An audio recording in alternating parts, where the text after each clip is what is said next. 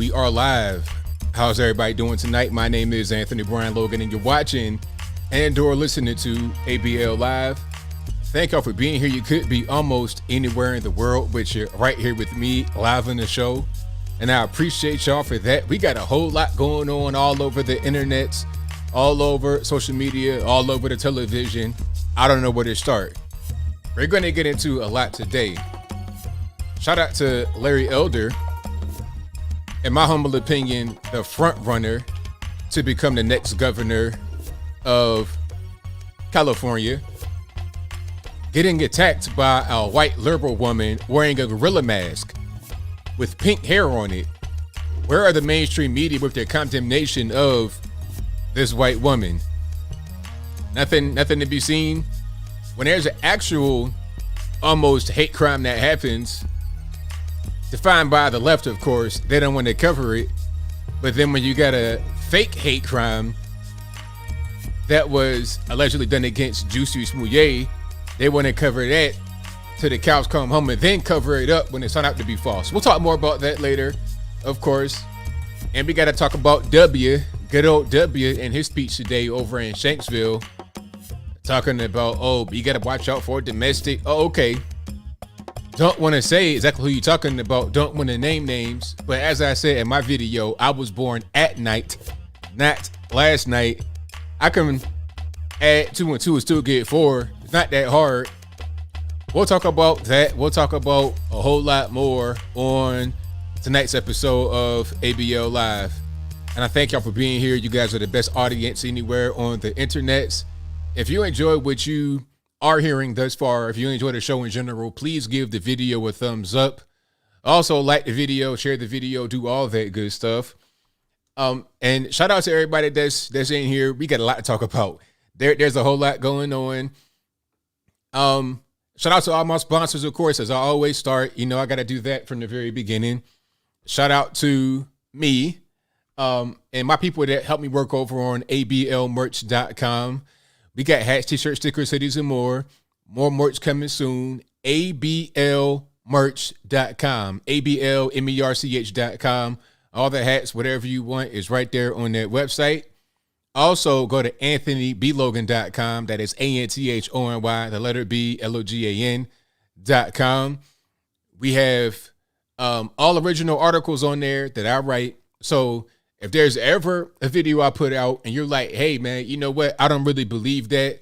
I want to fact check that. I want to figure out what's going on. Well, hey, look no further than anthonyblogan.com. I source everything with left, right, independent, whatever kind of news source you want. I got it all on the website. Everything is sourced with multiple sources. Whatever you need, I got it on anthonyblogan.com. Also, my email's on there, my snail mail's on there. All my Instagram stuff is on there. Instagram, Twitter, Facebook, whatever. It's all on there on the website. Check it out whenever you want. It's mine. They can't shut it down.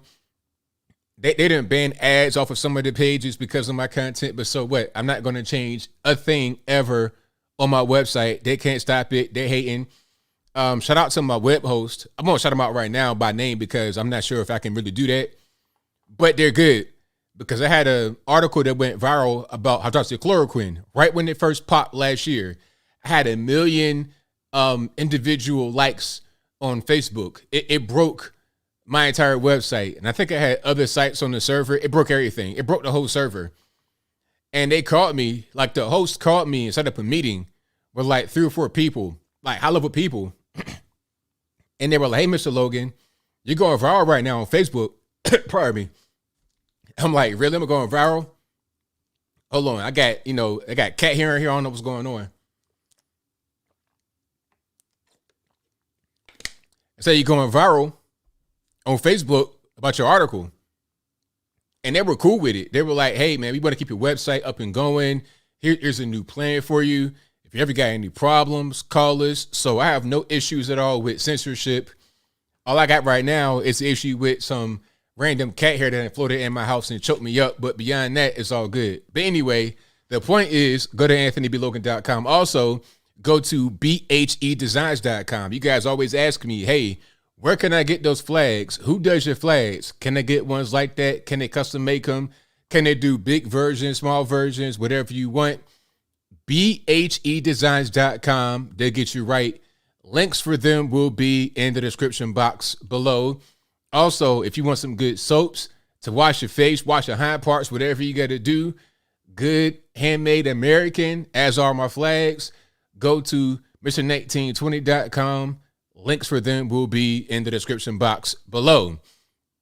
And, of course, one of the best sources of news and information on the internet, patriotpost.us. They got everything. They got culturally relevant art, memes, op-eds, news, official news sources, and they've been around for a long time. They're local guys out here in Tennessee. I met them. I'll talk to them on the phone. They're fantastic. That's patriotpost.us, a real source of news and information. You don't want to listen to the Associated Press all the time, or pardon me, read them. They may as well be on TV because their slant is the same as CNN. Patriotpost.us. All right, cool. Now, we got a lot going on. I do not own cats. I would never own a cat. I don't have any pets. If I was to own a pet, it'd be a dog, because dogs are loyal. Dogs are, they're kind of like dude bros. But cats, they're like sneaky home invaders. It's just kind of weird. But anyway, let's talk about a few things here. We're going to get to the George W. thing. I'm going to save that for a little bit later, because that one really kind of irritated me. Not only did it irritate me, it also irritated me how people responded, talking about, oh, he didn't mean that, ABL. That's not what he was saying. Come on. Let's stop playing.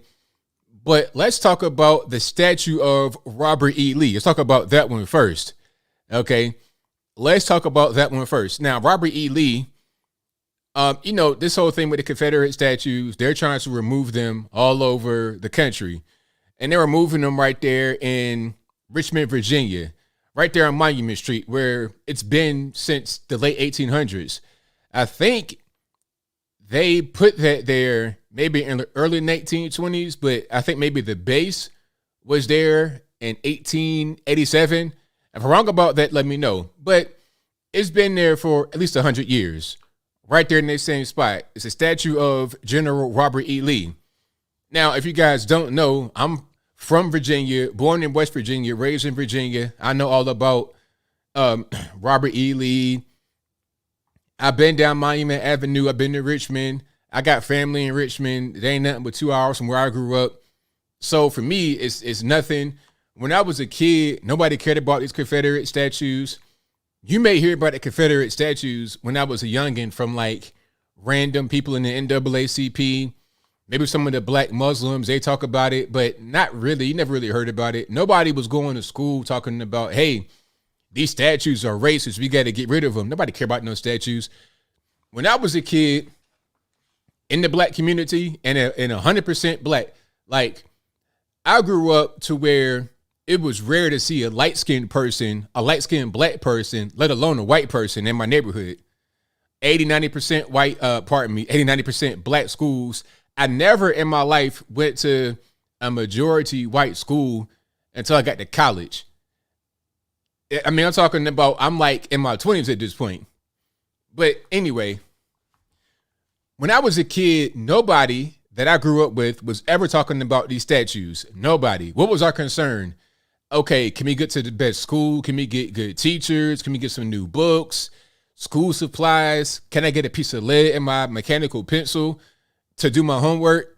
That was our concern.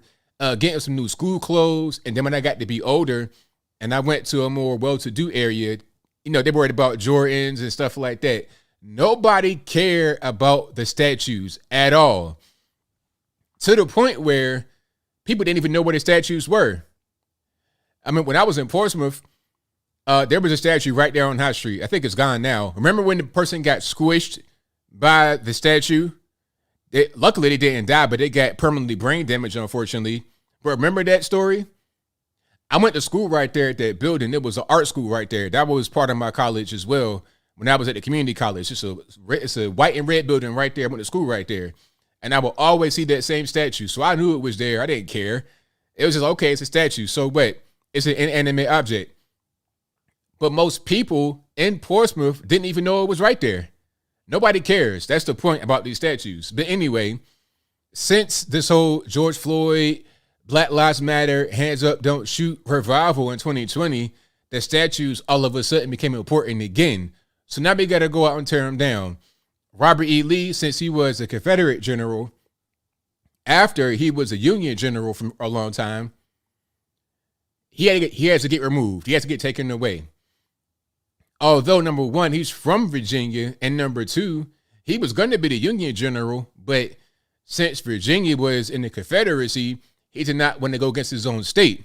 So it was more of a state loyalty thing. It wasn't even about trying to be racist or anything of the sort. But because we got wokeness going on, people have made it into that, although it was not that. So regardless of what's going on, the statue is there. It's been there for a long time. And now they've removed it. Where is it gone? I'm not sure. Maybe they will place it in a different park outside. Maybe it'll go to a museum. But I saw them breaking it apart piece by piece. So I'm not sure if they're going to reattach the pieces, and I don't know what they're going to do. But regardless, it's gone from Monument Street or Avenue right there in Richmond. But there was rumors, and I say rumors, you understand why in a minute. There were rumors of a time capsule from 1887 inside the base of the statue. And they said, allegedly, according to rumors or folklore, whatever you want to say, there was at least 60 Confederate artifacts inside the time capsule from back then. So the plan was to find the capsule and replace it with a new capsule with brand new and more up-to-date things that aren't quote-unquote racist as the old time capsule was. Now, the funny part about this is they can't even find the time capsule. Matter of fact, hold on. Time capsule, Robert E. Lee. Last I checked, they couldn't even find it. Okay, so they were trying to search for it. Matter of fact, here it is. Crews in search for 1887 time capsule under former Robert E. Lee statue in Richmond. They can't even find the time capsule. It probably doesn't even exist. So what's going on here is that people are upset about a thing that's not even real. A rumor, folklore. Maybe there's a time capsule there. Maybe it's not. Maybe it's full of racist artifacts, but maybe it doesn't even exist. You see? Oh, they had all types. They had ultrasound machines. They had guys with jackhammers digging up the base, all types of stuff, trying to find this time capsule, and couldn't find it. The statue is right there, obviously. That's no big deal to find. But they could not find that time capsule. It probably don't even exist. So a lot of the outrage is over nothing. And you see some of the pictures right here on the screen. They tore that base up. They defaced the base. There's all types of graffiti on it. I mean, this is just out of control. And a lot of guys were going there just trying to get attention, and it worked. Guys put out rap albums, and that is a good segue into the new time capsule, the new woke time capsule. Now you know where we're headed in this country, so you know we went into the new time capsule. If you didn't see my video, you already know what it is without me telling you. Of course, you got Black Lives Matter in there. You got a BLM sticker in there. You have an expired vial of the Pfizer vaccine and the time capsule. Oh, yes, you do. Expired vial, like with the actual vaccine in it, but it's expired, right? Now, if you were to tell me they put a dirty needle in there, I'm gonna be surprised because that's the kind of wokeness we're dealing with right now. You know, that's how woke we've gotten in some parts of the country. You're gonna put a dirty needle inside the time capsule to say, hey, you know, somebody got this vaccine and saved their life with it. They also said that there was a prayer from someone who died because of the virus. So a lot of LGBT stuff. But you know, one of the worst things, the rainbow flag, of course. Yes, somebody said that. I saw that right there. Of course, you know, it was a rainbow flag in there. But for me, being from Virginia, raised there pretty much all my life, the worst thing was when they put a Virginia's for Lovers LGBT logo, flag or shirt or something in there. That was the worst for me because the Virginia for Lovers, that's something we kind of take pride in. You know, like it's a thing that we say in songs and we see it on the road all the time. And when tourists come down, they want to get that Virginia is for Lovers shirt and hat and whatnot. You see it on the road when you're driving. So this is the normal Virginia is for Lovers logo, right? Real simple. You see that everywhere. And matter of fact, I designed one of my first, well, actually, I still got the shirt, the I Heart ABL. I designed that on that one because it's the same kind of scheme with the heart right there and the black background with the white letters. It's the same to me. That's kind of what, you know, I think about when I see that. So this logo, is you see it everywhere. It's ubiquitous. But rather than putting that version in there, they put this version in there, which is not the wave, which is not what I grew up on. So you have a different design, first of all, not even the same as before. White background, black letters, and the V in Lovers has an LGBT heart. I'm not feeling that at all. So rather than the regular Virginia is for Lovers logo symbol, they put this one in there. So you see where we're going? It's like what they're doing is kind of what they do overseas in the Middle East. When they conquer a place, then they want to tear down the murals. They want to tear down everything that represented them and their culture, or the previous culture, and they want to put the new culture's items in its place. It's not even about trying to, quote unquote, root out racism, get rid of racist statues. It's not even about that, because a statue is not racist. A statue is a statue. I mean, if you go into a museum and you see some memorabilia from guys that could be considered racist or conquerors or violent or whatever, are you going to get offended? I mean, the dumbest thing is when they say they're going to put some of these statues in the museum. It's like, all right, well, how was it different being in the museum than out in the open without being inside a building? It's still available to the public. You're not locking it away so can nobody see it. But the whole point is to put things outward, so then that becomes the dominant culture. So you want to put the LGBT, the BLM, all that kind of stuff, you know, this horrible graffiti everywhere. You want to put that out there because you want that to be the predominant culture, right? There was also a picture put into the time capsule of the ballerina at the Lee statue. Now, I'm gonna show you guys this picture. If you have not seen it yet, I'm gonna show it to you right quick. So this is pretty much what it is. There's a few of these, but this is pretty much what it is. So if you can't see it, I'm gonna describe it for you. You have two young black women. They look little kids, really, like they're probably in high school, and they have on black tutus, and they got the ballerina shoes on, and they on top of their toes doing their little ballerina pose, and they got one hand. Well, the one girl is like in the process of putting one hand behind the back. The other girl already has it there, and they got their fist up, and they're on the base, which is, it's a really big base. The base is huge. The base is bigger than the statue. So they're on the base, and you see all the graffiti behind them. You got Black Lives Matter. What you can't see in this particular picture, they have ACAB to the left of the young lady, or the light-skinned lady. It's ACAB right there. BLM is crossed out. Then they put ALM. That's kind of crossed out too. F12, all types of just stuff that you, matter of fact, it's ACAB right there. I didn't even see it. Right in between the two young ladies is ACAB. All cops are, you know, X, Y, and Z with the B word. So these kind of things are replacing the statue. Now, my thing is, why do that? If it's about trying to root out racism, just remove the statue. If it's racist, however, where do we stop? Do we eliminate everything that could be considered offensive?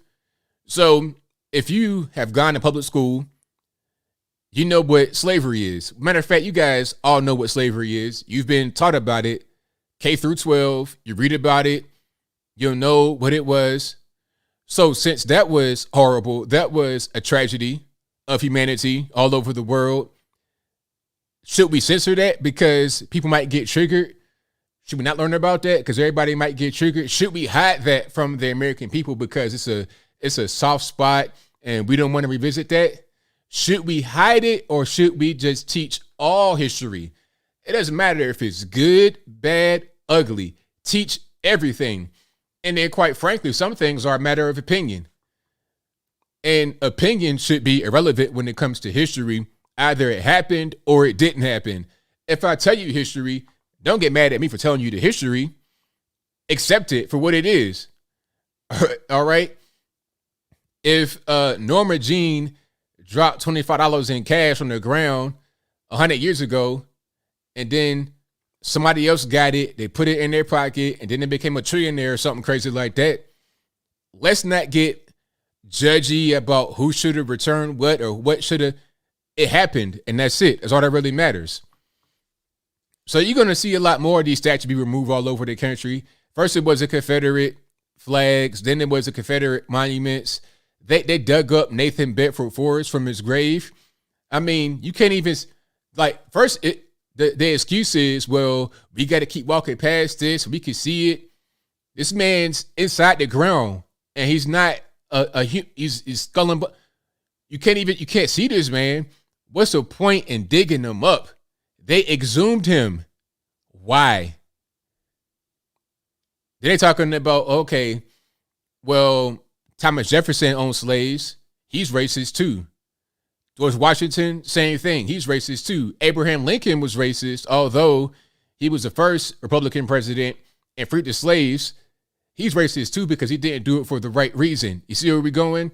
It'll get to the point where everyone who is not a far leftist, BLM, LGBTQ, elemental P, blue hair, with 45 tattoos on their face, it'll get to the point where everyone who is not like them is a racist and has got to be purged from society. But we're not going to allow that to happen. That's not going to happen on our watch. I don't think so. I know you guys are pretty resilient. But if you enjoy what you're hearing so far, go ahead and give the video a thumbs up. Like the video, share the video, do all that good stuff. Oh, yeah, he was exhumed. Nathan Bedford Forrest. You didn't know that? Oh, yeah. Matter of fact, I'll pull it up right quick so you know I'm not trolling. Nathan Bedford Forrest exhumed. Okay, here's an article right here. New York Times. Tensions rise in Memphis as slave traders' remains are removed. And this is June 5th, 2021. The subhead says the remains of Nathan Bedford Forrest, a slave trader and leader of the KKK, will be moved from Memphis to a Confederate museum 200 miles away. He's dead in the ground. What you want? Like, what's the purpose of doing that? You paying the man too much attention. If he's so evil and so bad, just let him be dead. You want to punish him after he's dead for what? What more can you do? He's not even here no more. And been dead for a very long time. Just the 1800s, I suppose. Come on. So I guess the whole thing was, okay, we're going to celebrate Juneteenth. We're going to dig up a dead man and move him. Why? All right, but we got a whole lot to talk about tonight, and we're going to get into it. And shout out to y'all again for being here. I appreciate you guys. Again, you know, I always source everything. If you ask ABL for proof, I got it on deck immediately, instantly. All right. So let's talk about Larry Elder being attacked. Speaking about racism, right? They want to talk about racism, racism. Okay, let's talk about racism for real. Now, Larry Elder got attacked by a white liberal wearing a gorilla mask, and the mask had pink hair on it. I'm sure she dyed the hair on the mask pink. I don't believe that the mask came with pink hair. The mask was an expression of herself. You see what I'm saying? So let's check it out right quick. Hold on. Let me see if I can find it. let's see if I can find it. But in the meantime, while I find it, so Larry Elder, you guys know, is becoming the governor of California, in my opinion, coming up here Tuesday. It's going to be interesting. I'm seeing polls that say different things. Some say that Gavin will keep it. Some say that he won't. I don't know what to believe. I think we just got to wait and see come Tuesday. Hopefully there's no chicanery or skullduggery going on. Hopefully everything's on the up and up. But who knows? So Larry Elder's out there, just campaigning. I think he was in Venice Beach. Or in Venice, maybe not at the beach, but in Venice. Now, he found himself, or the campaign with him, they went through like a homeless area, which is kind of an oxymoron when you're talking about Venice. It's like, what's not a homeless area in Venice? But anyway, so he's going through this area with his campaign, minding his business, just, real calm, fingers interlocked, just walking, not bothering anybody, suit, tie, chilling. And here comes these recreational crackheads, meth smokers, heroin addicts, whatever they are. I'm sure there's drugs involved. With California, if you see a homeless person and they're behaving erratically, I guarantee you, I'm willing to bet my bottom dollar, all the tea in China, all the poppy plants in Afghanistan, that they are on drugs. Being homeless is not the equivalent to being violent and crazy. If you get up on my face and you have on the dirtiest t-shirt in the world and you're growling like a dog in my face, I'm going to assume you're not in your right mind and you probably high as gas in California. But anyway, minding this business, walking through, here comes the white liberal lady in the gorilla mask on the bicycle throwing an egg or two or three at Larry Elder. She missed, but she did try to hit him with it because she was like right point blank range. Matter of fact, if I can find it, is it bath salts? Probably what it was too. Some kind of drugs, meth, bath salts, whatever your pick is, whatever their drug du jour is, they probably on it. Probably on a little bit of everything at one time. But here is the video. Put it on the screen. Okay, let's get a little bit of sound, shall we? Can I not hear it? Give me 1 second. All right, I'm messing up already. Hold on. I got to get my sound together. And then I think it would be straight. Let's go to... Here we go. And if it's cussing, I'm sorry, but it's not my fault. You got to blame the crackheads. But let's go ahead and... So you see right here, I know the video is kind of grainy, but somebody probably was on their Obama phone filming this. So right over here on the right-hand side of the video, you have the lady throwing the egg at Larry. Matter of fact, let me see if I can do this. Give me 1 second here. Okay, let's not do that. Hold on. I'm gonna try it this way. No, never mind. I'm doing too much. But yeah, she threw the egg right at Larry's head. Let me put it back on the screen. And when the egg threw, he just kept on walking, didn't try to react, didn't try to respond, just kept on, going his way.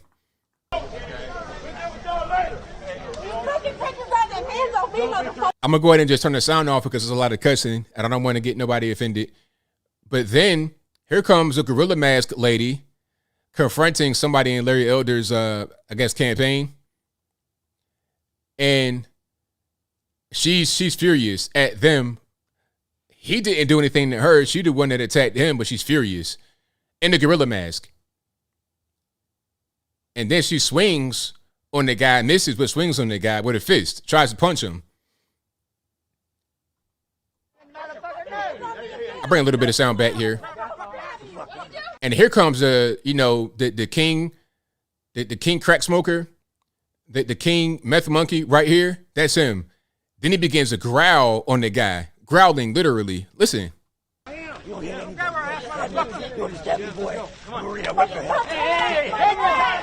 You hear the gravelly voice? It's like, are you trying to be a video game voice of the villain one of the grunts or something like that. Like, is this real life? But this is where we are. Now, can you imagine if this were, let's say, for example, remember that guy, Andrew Gillum, that got caught with the boys in the telly?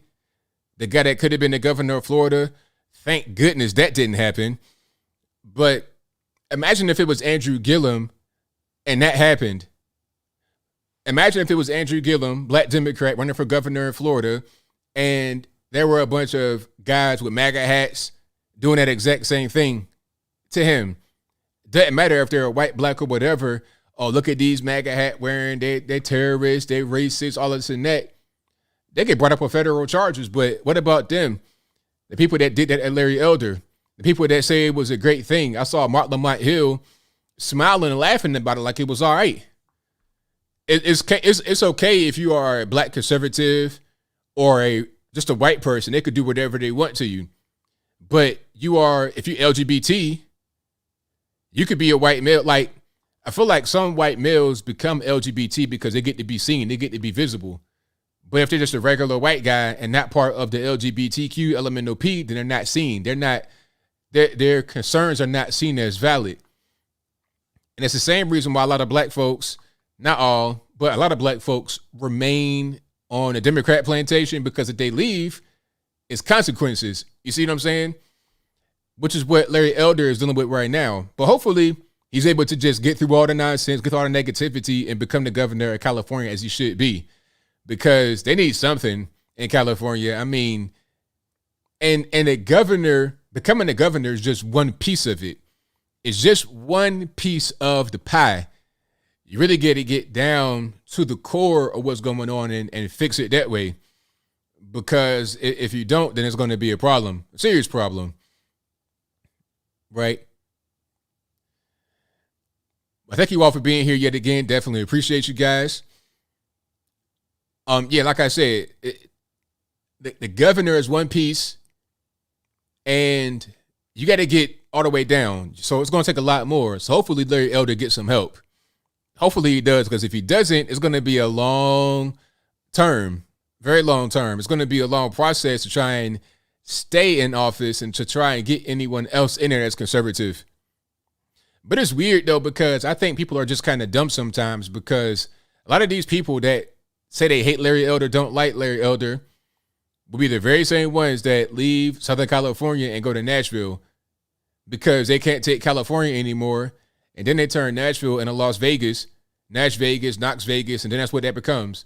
And then they're wondering, hey, why is it so expensive to live here? Why so much this? Why so much that? You brought your exact same California nonsense to a brand new place. If you got bed bugs in New Jersey and go to Florida and you still got bed bugs, maybe the common denominator is you. Not you guys in the chat. You guys are perfect. I'm talking about some of these miscreant left-wing nut jobs that come from their states where they vote for the left and leave because what the left does. And in a new place where they go, where it's conservative, they vote left again. Turn that bad. It's like a virus. That's a virus right there. The ideology virus. The ideology migration virus. You wreck one place with bad rules and bad ideology, go to a new place and do that exact same thing and don't even realize what's going on. But I think sometimes they do it on purpose, but I digress. We got a whole lot more going on. I thank y'all again for being here. Couldn't do it without you guys. Let's talk about the vaccine mandate from your man, Joe Biden. Let's talk about that part. And then I'm going to get to George W., good old W after that. Let's talk about the vaccine mandate. Now, how you guys feel about that? This whole mandate kerfuffle from Joe Biden. And to be clear, I just want to say exactly what this mandate is. Now, the mandate is that all federal employees get the shot, period. All federal employees and contractors. So you may not be a federal employee, but you might work for the government. Got to get the shot, period, regardless. There's no out to say you can get tested every week if you're a federal employee. It's mandatory. Get this shot and that's it, nothing else. There are exceptions if you have a medical exemption or religious. I'm not sure what you had to do to go through that. Shout out to my man, Modern Renaissance, man. He was on here last time talking about that. That's not my area of expertise, but that is also an out if you have a medical exemption or religious. But for the most part, I think the average normie is going to take it, or they're not going to take it and they're going to quit.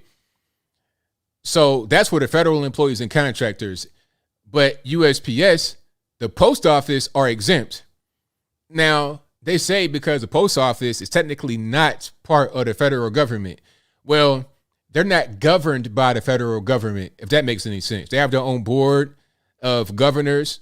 That's not part of the federal government. But at the same time, it's a federal agency. It's weird. It's a non-governmental federal agency. So technically, the executive branch cannot legislate the U.S. Post Office. So they can't appoint the Postmaster General. They can't appoint the postmaster or anybody else from the federal government. So they can't. What Biden did was an executive order. His order does not apply to the post office, but somehow it kind of does apply to federal contractors who are not necessarily federal employees. Kind of confusing. I'm no lawyer. You guys out there know better than I do, but that's what it is. For the most part, federal employee or federal contractor, you got to get the shot. Now, one piece of the post office thing could be, aside from the fact that they're not technically under the federal government jurisdiction, part of that could be, well, we got to have the post office because we got to get the mail-in ballot sent, right, for 2022 and 2024. We don't want anybody to quit. We don't want to be shorthanded. We don't want to have that happen. We already crazy in debt with the post office, billions in the hole. We can't afford to be any more short-staffed than what we are right now, right? I'm just saying maybe that's a reasoning why this is happening, because I'm sure that if they wanted them to get the shot, they'll figure out a way to kind of weasel around it, because we're talking about what's lawful and what's permitted. But since when did Biden care about what's lawful and what's permitted? He don't really care, because on the next thing he did, he mandated vaccines for employers with more than 100 employees. So that's like 70% of companies in America, if I'm not mistaken. If I'm wrong, let me know.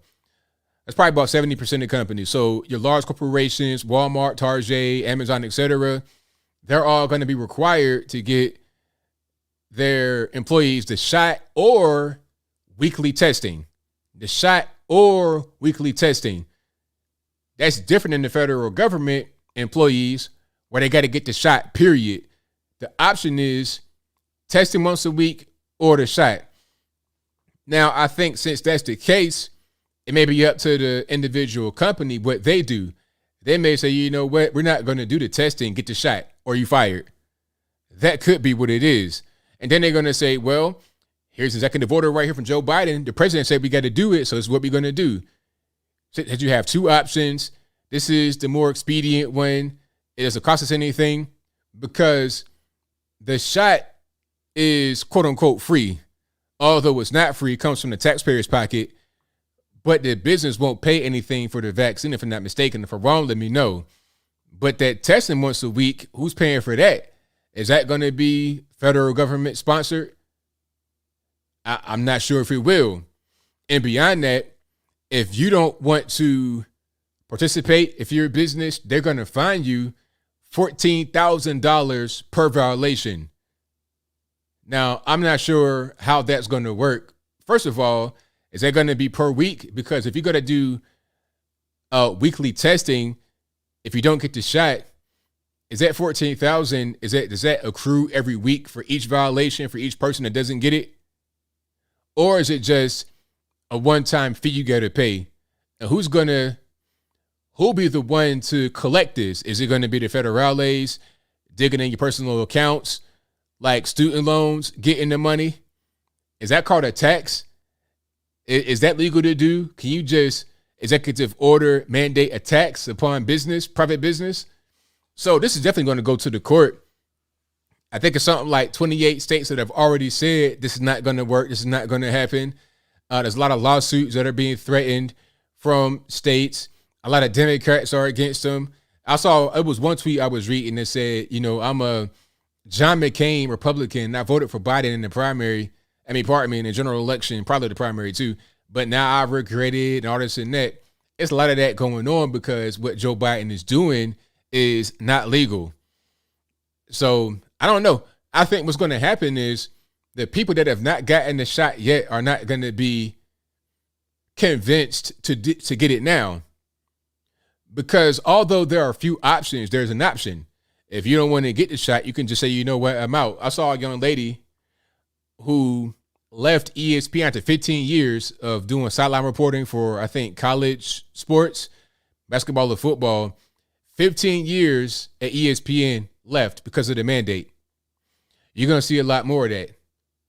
And you're going to see these fake cards and whatnot floating around. Now, I would never advocate anybody get a fake card. Never would I say that. But you're going to see a lot more of that when they keep trying to push it down your throat. Now, and back to the whole thing about convincing. Is it convincing me? Because Joe Biden was talking about, what did he say? He said, what more do you need to see? What more do you need to see? It's like, well, you're not convincing me. Whatever you're doing right now ain't working. So I'm not trying to hear anymore. I'm pretty much finished. So you're not going to show me anything that would convince me. And you're definitely not going to show me anything now that I feel like it's coercion, which is what it is. It's coercion. So no, I'm straight. Like I said on Twitter, you could have Jesus come back himself from the sky, descend from the sky, and offer the shot. I would not get it straight off general principle, off GP. I'm good. Nope. No, thanks, Father. But I'm a pass on that. That's how I feel right now. So you can't do anything to make me feel different. And then on top of that, you have a condescending tone and an authoritarian tone coming from the White House. Somebody asked Jen Psaki a question about this whole thing because it's hypocrisy going on, right? You're requiring mandates for federal employees, except for Congress staff.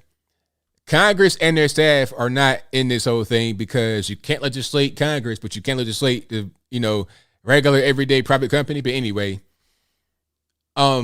somebody asked her about this because you have illegal aliens coming in just like it's nothing through southern border. And the person was like, hey, what about these illegal aliens coming in? No vaccines, no nothing, but you want to mandate the vaccine. So let's see what her response is, and you'll kind of see where I'm coming from. And part of the reason why now it's to the point where it's a principle thing why I'm against it. Not even necessarily just a health reason, which is always the reason from the beginning. Now it's principle beyond even the health part. So let's check it out here. This is Jen Psaki, of course, White House press secretary. But it's a requirement for people at a business with more than 100 people. It is not a requirement for migrants at the southern border. Why? That's correct. Go ahead. So that was it. Let's play one more time because you didn't hear it. I believe it's probably Peter Doocy from Fox News. The only guy that asked any good question in the press conference all the time. He's the only one to ask any questions. The only time anyone else has said anything that was a good question is after Afghanistan. But beyond that, it's a pillow fight in there. But it's a requirement for people at a business with more than 100 people. It is not a requirement for migrants at the southern border. Why? That's correct. Go ahead. So he's like, okay, what's going on here? If you come through the border, no passport, no shots, no nothing, $1 in your pocket, and that's it. You need no vaccine, no mask, no nothing. But if you got a private business with legal U.S. citizens, they got to get it. He's like, yep, that's right. So what? Move on. Didn't even explain why, which is what he asked. It's like, okay, why is that? Don't even care. It's like, look, man, don't ask me no questions. So what? Yeah, we did that. Yes, hypocritical. What you going to do? That's the general, the general thought pattern right there, right? So when you see stuff like that, it's like, man, they're not even trying to hear us. They are not taking this seriously. It's disrespectful. So you know what I'm going to do? I'm going to just say that the line in the sand is drawn right here. And I'm not going to go beyond that, period. Nobody could get on here and tell me anything that would convince me otherwise just because of that right there. And if you wonder why people don't want to get the shot, that's the reason. Coercion. If it's so good and it's so great, you don't have to like threaten me to get it. Don't put a gun in my face, force me to do something and be like, oh, so it's for your own benefit. It's all good. That's not how that works. But thank y'all again for being here. Definitely appreciate you guys. If you enjoyed what you're hearing so far tonight, go ahead and give the video a thumbs up. Also like the video, share the video, do all that good stuff. Let's get to George W. and the crazy speech. Well, matter of fact, 9/11 in general. And rest in peace to everyone who passed away on 9/11 and all those who were affected, all the families who were affected. Prayers out to you guys still 20 years later. This was, it was a crazy event. Now, to get the elephant out of the room, I've seen the zeitgeist. Matter of fact, we watched it the other day, recently. So I've seen the zeitgeist. That was one of my first early kind of like red pill, things. And I've read a bunch of stuff, so I know about all the 9/11 stuff, but we're not gonna go there right now. That's a whole different topic for a whole different podcast. This ain't it right now. Let's talk about the political stuff surrounding it right now today. Now, George W. was out there in Shanksville, right? And he gave a speech about 9/11. And in my humble opinion, what he did, what y'all say, the cool kids say, he sneak dissed those who went to the Capitol on January 6th. He did not say, insurrection or January 6th, but he alluded to it. It was very clear because one thing about George W., a little bit of context, George W. Bush is woke. Oh yeah, 100% woke. When he was in office, he was simply a warmonger, part of the machine, part of the establishment. And he still is, but back then it was more about warmongering, trying to go to Afghanistan, trying to go to Iraq, and eventually the end game was Iran, which did not happen because of Trump, but it still kind of might go on because you got Biden in there. But anyway, that was their whole game plan.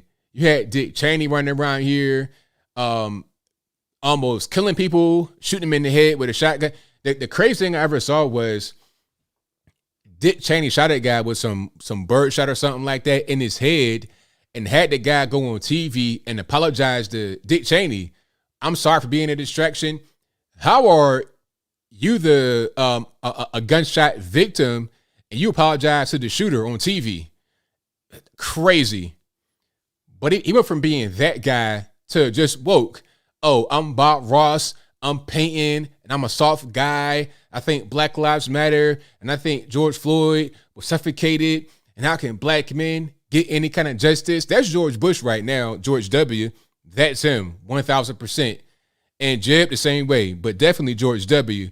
So when he says stuff like what you're going to hear in a moment, don't think he's talking about Black Lives Matter or Antifa or anyone else other than so-called Trump supporters or whatever on January 6th. That's who he's talking about, period.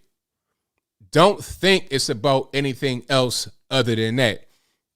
Let me find that clip right quick because that's really important for anybody that is not really understanding what's going on to hear. It's very important to hear.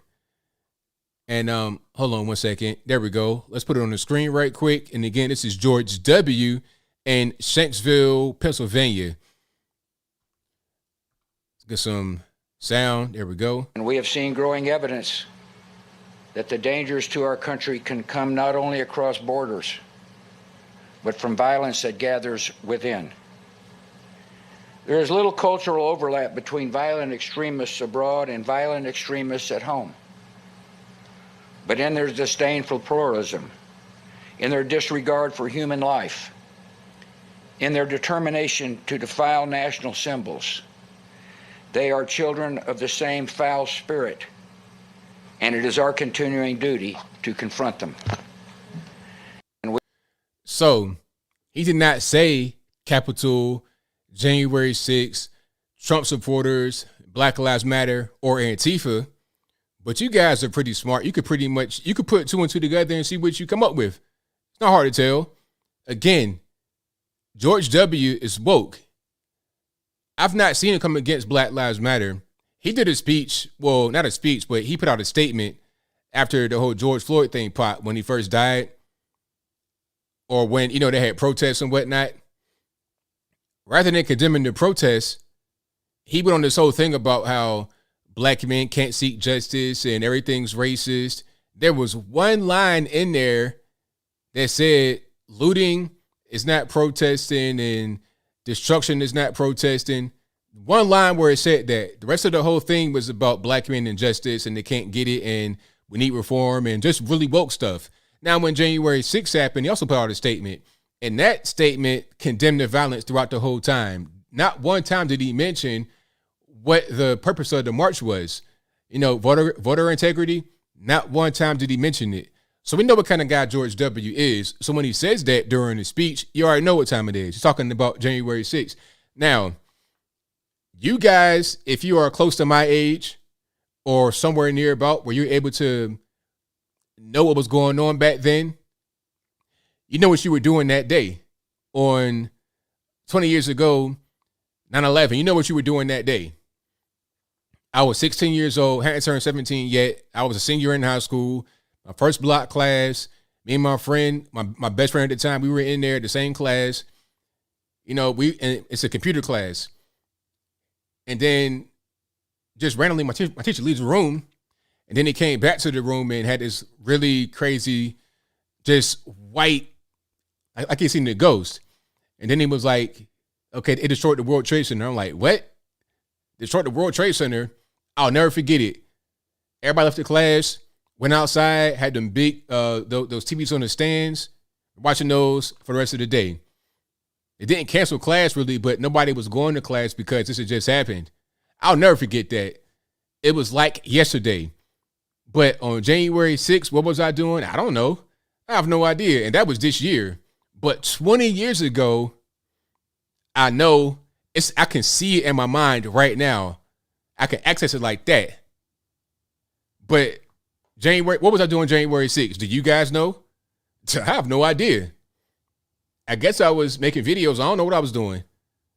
But 9/11, thousands died. Thousands died that day. Thousands. People died later of the cancer because they got exposed to all that dust, the toxic dust. They died this year. They died because of that. Because of the long-term effects they got from being exposed to what was going on ground zero. So how was January 6th anywhere near it? And you know what? The thing is, this is not an isolated opinion by George W. allegedly. You see it all over the place. People are just, they'll say anything for a political point. And it's kind of disgusting, really, quite frankly, very disgusting to do a thing like that. It shouldn't even be political. It shouldn't be about trying to attack someone on one side or the other side. It should be about Americans coming together, about unity or whatever. It shouldn't be about, oh, well, you guys over there, you Trump supporters, you're violent, you're extremists, and you're worse than Al-Qaeda and the Taliban, just ridiculous stuff. It shouldn't be about that, but here we are. It's crazy. But I don't expect anything else from these swamp rats. So when Trump talking about draining the swamp, this is what we're talking about. Stuff like this. To the point where you have the politicians say they're conservative or whatever, but they do things like that. So it's like, well, what are you really? Are you conservative? Are you on the left? Or are you just a political guy that's in the elite class who want to be the managers of us, of the peons on the ground? At that point, once you get up high like that, you don't even care about party affiliation. It's just about trying to manage those on the ground. And you got some good guys in politics that really want to do things that are, do things that have core values attached to it, conservative values and all that. You got some really good guys that want to do that. It's crazy because you got some guys like Rand Paul who aren't even a Republican technically, who are more conservative than a guy like George W. or Jeb Bush or a lot of even Mitch McConnell. But this is where we at nowadays. Right? So yeah, exactly. It's about sacrifice. The talking points and all of that. Let's keep that over there. Let's talk about the sacrifice. Let's talk about those that died, the heroes, first responders. Let's talk about them. People putting their life on the line, people that died to save other people. That's what it should be about. Now, the other stuff about who did it or whatever, that's a whole, like I said, that's a whole different podcast, and I can't do it tonight. But if you're out there and you're wondering about that, just know that I understand you, and we're right connected with each other. I get it. We're right here, but let's not do that tonight. But you guys know what I'm saying about George W. Now, they had a 9/11, I guess, memorial ceremony where you had a bunch of former presidents. Trump was not here, but he was somewhere else. Let's talk about that in a moment. But you had, I think, Slick Willie, maybe Hillary, Barack, Michelle, Michelle, and Jill and Joe Biden. Now, Joe Biden has erratic behavior. He's doing things that don't make any sense. I'm not really understanding why he's doing certain things. But matter of fact, I'm gonna pull the picture up and you're gonna see kind of what's going on. You'll see what's happening. So, and matter of fact, here we go. Here we go. Now, here's a picture of all of former presidents, first ladies, or whatever. They got masks on and they're at this event. A somber event. Everybody got dark colored suits on. They got ribbons and whatnot. And you see right there in the center, you got Hillary on one side, Barack Obama, Big Mike, Joe Biden, and Jill right beside him. Now, they all have their mask on over their face except for Joe.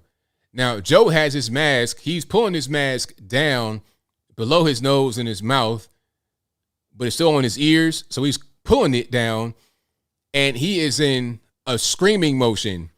His eyes are squinted, his nose is kind of squinted, and his mouth is wide open. He's screaming. Sir, what are you screaming at? Why are you screaming right now? Everybody looks somber. There's nobody with any kind of expression on their face that looks like exuberance or excitement. Why are you screaming? What are you doing? And you see Obama, you see his face. Look, Obama, he already told us that Joe can screw things up. You know, he already said that to us. He's embarrassed. He's totally embarrassed because look at this man. Look. I mean, come on. Don't tell me I don't see what I see with my own two eyes. He's giving him the side eye. He's looking beyond Michelle and looking dead at him. This is our president right here, him. This is the guy we call the leader of the free world. Come on. 81 million, really, for him? For that guy right there? Word, okay. Hey, whatever you want to believe, make you sleep at night. I'm not here to judge. I'm just saying it doesn't really add up. Oh, there's Bloomberg right there, too, matter of fact. Here's Bloomberg. Right there on the end, you see him? I didn't even see him at first. Yeah, that's Mike Bloomberg right there. Big donor to the to the machine, right? So now he also, speaking about Joe Biden, he also was doing a little bit of crowd interaction, a little bit of crowd interaction, but I'm not sure the crowd interaction went as well as he probably would have liked. Not for us that are watching it. So here he is at a 9/11 memorial. Okay, we got sound. Hopefully it's not too loud. The murderers, look, the murderers. So what you have is a guy that's filming it with his phone, and he's seeing the president's first ladies walk by. He just sees Slick Willie and Hillary. And then Big Mike and, Michelle and Barack. Yeah, it's Obama. And then here comes Joe and Jill. And then Joe is, okay, I'm trying to explain it for those who are not watching. Michelle and Barack go one way, and they're following Slick Willie and Hillary, right? They're going a straight line. Jill, I think, is going in a straight line as well, but Joe veers off into the crowd, and he's excited when he's in his gate. He's walking excited. And he's getting booed, of course, by a few guys. And he's leaning down in the crowd. So just put two and two together. If you know about Joe Biden, creep Veep Joe, he's excited, kind of veering off in the crowd, bending down. Hey, see a little kid in the crowd that he like. That's what happened. We know how Joe Biden is, and you're going to hear a little bit of commentary that kind of confirms that. You're a mud for what you did to Afghanistan. Terrible, terrible. Don't sniff him. You heard that? Don't sniff him? Exactly. This dude's a creep. He's a creep, and it's like, ain't nobody going to say nothing about it? We just going to let it happen? We just going to let him just do whatever he wants to do? Come on. Terrible.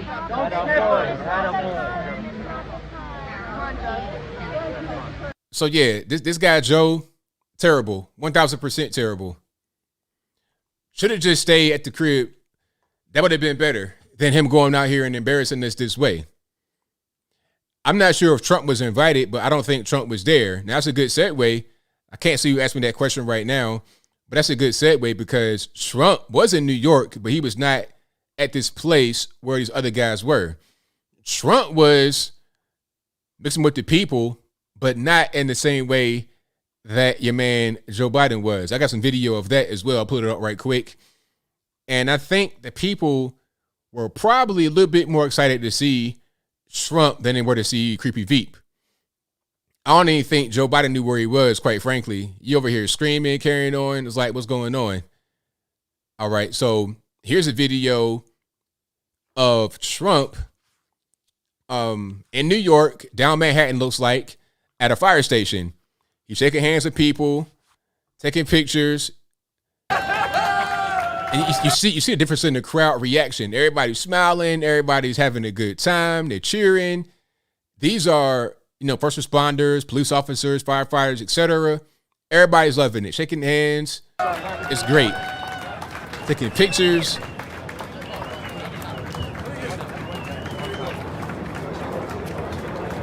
I'm talking about you got grown men looking like little kids, excited because Trump has always been that way. He's been a people person. People like him. They love to be around him, take pictures, shake hands. A likable guy, always, until he became a conservative president. Then all of a sudden it was a bad thing to be around Trump. But you don't see that kind of excitement with Joe Biden at all. None whatsoever. Here's some more pictures. Everybody's cool. Everybody's smiling, excited. It's cool. It's great. Yeah, that's the real president right there, ain't it? Exactly. We got a few more pictures here. I'll put them on the screen right quick. So you see the smiles. Everybody's having a good time. Everybody's just, it's all good. Matter of fact, let me zoom in on this one a little bit. Yeah, but everybody's having a good time. Big smiles. Right? So Trump was there. So if you see on the fake news where they say Trump declined to go to he was in New York, but he was doing his own thing. He was dining with the people rather than just sniffing kids in the crowd like Joe Biden. You got Trump out there shaking hands with the men, with the first responders, the firefighters, the police officers. That's how you do it. So yeah, shout out to Trump for doing that. And I think Trump's going to call a fight later on tonight. So he's doing a lot. He's doing a lot. Signed autographs. He went to a few places. Actually, I think he did more visiting and moving around than Joe Biden did. Matter of fact, I have more pictures here. Oh, I got the receipts. Y'all know I'm going to keep receipts. So here he is, signing autographs. We got first responders right there with him. Okay. You can see people in there. Everybody got their phones out. Everybody taking pictures. And there's another picture. You know, you got all first responders, everybody smiling, everybody want to get in the picture. It's all good. It don't matter if you black, white, or whatever. Everybody's in the picture, having a great time. So yes, Trump was in New York on today, 9/11, with first responders. Okay, you got police right there. You got firefighters, everybody in New York City. So yeah, shout out to all police, fire, military, everybody for doing what you do at a time. You couldn't do it without you guys. And I have one more to show. This is a personal one for me. If you guys have been here for a while, you probably seen it already. But I'm going to show you guys my dad, right? He was in the newspaper 20 years ago when they did a ceremony for firefighters because he was a firefighter. He retired as a captain back in like 2012, but this is in 2001. They had a ceremony in Norfolk, and they put him on the front cover of the newspaper. So that's him right there. All right. So if you can't see it, it says firefighters grieve for their own. It says thousands gathered to honor those lost on Tuesday's attacks. So yes, I have the paper right now. I have that somewhere. I don't know where it's at, but I have that paper physically in my house.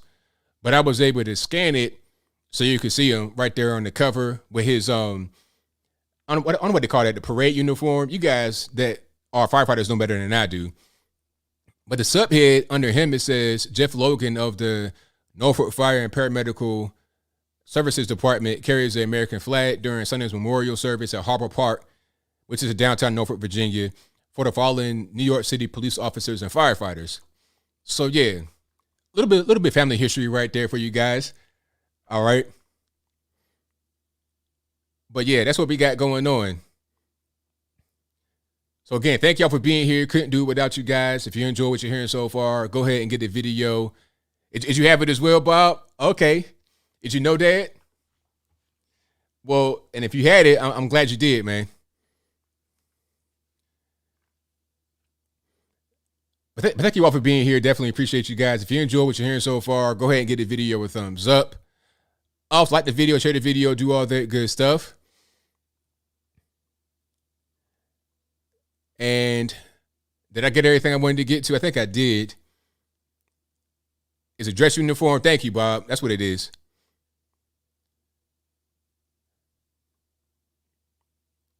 All right, let's go ahead and get to some super chats here. We got quite a few on deck, and then we're going to get into the show.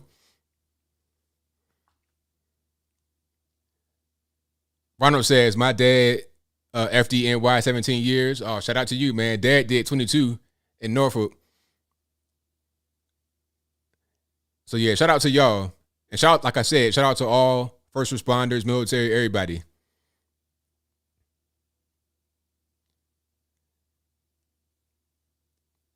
All righty. I'm going to read these right quick, and then we're going to get into the calls. The number to call is 434-658-1220, but don't call that right now and give me a few minutes to get the super chats, and then we get straight on in it. Shout out to Apu, who says, to all ABL American fans, my heart to you on this somber day. God rest the souls of the 3,000 innocent souls, FDNY, NYPD, Port Authority, military, and normies going to work. God rest the souls of the 6,000 U.S. Armed Services who also died. Right on. Right on. He also says, God rest crew and normies. I'm not sure what this is. Florida 93. Oh, Flight 93. Yes, Flight 93. Right on. They crashed in Shanksville because they resisted the hijackers. Todd Bean, let's roll. There you go. Absolutely. And if you're on my Twitter, twitter.com/Anthony B. Logan, I retweeted an interview with, I think that was the air traffic control person, or I'm not sure who that was, that was called. Yeah, Todd Beamer called her when the plane was being hijacked. Okay. Matter of fact, I put it on the screen right quick. So if you're on my Twitter, twitter.com/Anthony B. Logan is right there on my timeline. And the heading says, you ready? Okay, let's roll. Todd Beamer, 33, husband, father of two, prior to leading passengers on UA Flight 93 to rush hijackers 9/11, forcing them to crash the plane in Pennsylvania, which is in Shanksville, short of the intended target in Washington, D.C. All right. So if you get a moment, check that article. I mean, that video out is really good. She described how the phone call went and how he said, I got a wife, I got kids, telling him I love him. It was crazy. So, yeah, a lot of good history, but unfortunate history at the same time, if that makes any sense. Apple also says 9/11 casualty 0001, Father Michael Judge, chaplain of FDNY, accompanied Battalion 1 into the towers, died while praying over the fallen firefighters. RIP. Wow. Shout out to Garu Savage, who says, hey, ABL, Salty Army is here. Watching and supporting you. Keep up the hard work. You need to promote your alt tech platforms more. Screw YouTube. Also, Apple says a few more. RIP Rick Rescorla, Welshman, British Army and U.S. Army Vietnam veteran, security officer in towers, led 2,700 people out while singing Men of Harlech. Is that true? Never heard it before. Also says, ABL, we fans love the photo of your father in firefighter uniform holding the Star-Spangled Flag. Your father, Air Force vet, Marine vet, and firefighter. Proud of you. Thank you. Yeah, Dad was in the Marines. He went into the Marines. He was 17 years old, went to Paris Island. And after a while, he became a reservist. Then he was at a hardware store for a while called Moore's back in the day. And then he became a firefighter while he was like right around 30, 31, while still being in the reserves, in the Marines. And then I think he went to become an Air Force reservist when he was up there in age. So you know how hard it is to get into the Air Force unless you're like a rocket scientist. And if you are like in your 40s like he was, you know what I mean? So he did a lot. So thank you for that. Shout out to Apple, who says, 9th anniversary of 9/11 attack on Benghazi U.S. consulate. God rest the souls of Ambassador Chris Stevens, U.S. Air Force Security Officer Sean Smith, and Navy SEALs Glenn Doherty and Tyrone Woods. God bless the families. Thank you for that. And to correct myself, I don't know if he's in his 40s. He was in his 30s for sure when he joined the Air Force Reserves, for sure. Because this was like right around 9/11. And he would have been, I was already in high school at that time, so he would have been definitely close to 40, if not in his 40s, like early 40s. All right. Thank you to Resist Globalism for the donation. Thank you to Ian Kinney, who said, Building 7 didn't kill itself. Hey, we're not going to go there today, sir. We're not going to do it today. Thank you to Zar304, who says, the reason this pandemic is the way it is because the virus became political. So you have the right, the crazy right and crazy left going at each other. Well, I'm not sure it's the crazy right going at anybody. I think it's more about I think it's more about the establishment that's in there right now on the left. I don't think it's about the crazy right. I think it's about people that want to exert political power over one side, and they're doing things that are anti-science to be able to achieve that goal. That's my humble opinion, though. Maybe I could be wrong. Tune in, drop out. Thank you for your donation, boss. Says the Taliban celebrate 9/11 while our so-called leaders are desecrating this day by stoking division to cover up their own failures. Equating those at the Capitol to protest with the Taliban shows desperation on the part of Washington establishment. 1,000%. Absolutely. There's no need to even do this. You have the Taliban pretty much celebrating, oh, we killed them, we got a victory, 9/11, we're free, all this and that and the third, right on the anniversary, 20 years afterward. You have them doing that, and then you have people here trying to attack each other. It's like, why? Are we the enemy domestically? Like, what's going on? Apple says, California ABL fans, please vote yes on recall, and then please vote elder. Let's shock the country and begin the MAGA 2024 kind of revolution. Also, Larry Elder is a professional, classy, and awesome. Had respect for Bush Sr. and Bush Jr., not anymore. Do I fear black widow spiders? Yeah, I had one here right in front of my garage, like right on my garage. But yeah, I mean, I hadn't seen them before. I like spiders, really. I don't like seeing them inside my house, obviously, but I think they're cool when you can see them in a controlled environment, but not like, okay, it's 5 o'clock in the morning and I'm going to the refrigerator and I walk into a web and this is big, black spider right here on my eyeball. I don't want that to happen, obviously.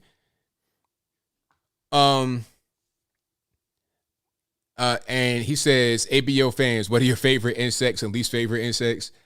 Levi Johnson says, ABL, love your show and merch. You should definitely release more. I will, most certainly. Thank you for that. Apu says, West Virginia Hokies football.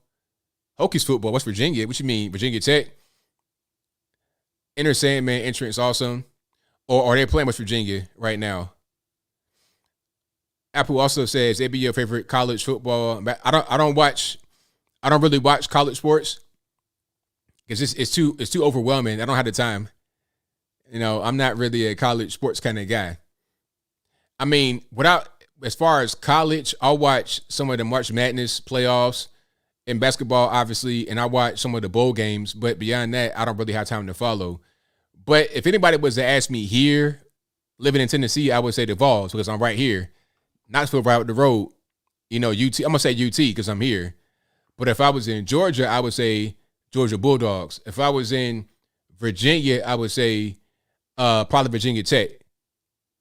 Yeah, but I'm not really an active follower. If that makes any sense. Ian Kenny says, "ABL, why don't you do interviews, debates on your show?" I don't know. I mean, I guess I could, but I kind of like my format the way it is. It's just a matter of time. Do I have time to do that? Is it beneficial? Will it make sense? I don't really know. And then my thing is with people watch, you see what I'm saying? So I don't really know. I have limited time and I need to make my time be best effective for everybody that's watching. Noah Garcia says, vax deadline for the hospital I work at is November the 12th, along with the flu vaccine. So since the flu exists again, I predict that this is the last year of the virus. Yeah, it'll probably be a wrap because I've not heard about the flu at all. The flu vanished last year. It was totally eradicated. That's amazing. Apu says, if Clinton had taken out bin Laden, world would be different. H2O Critter says, love you, ABL. Keep on being a truth teller. I most certainly will. Thank you. Byron 8899 says, just voted elder today. If he wins the recall, don't be surprised if the media will come out and say that there is evidence of voter fraud. Oh yeah, 1000%. Because even during the recall effort, they were talking about, we got to do a recount. We got to verify the signatures. They got to do all kind of verification, jumping through hoops when it comes to a left.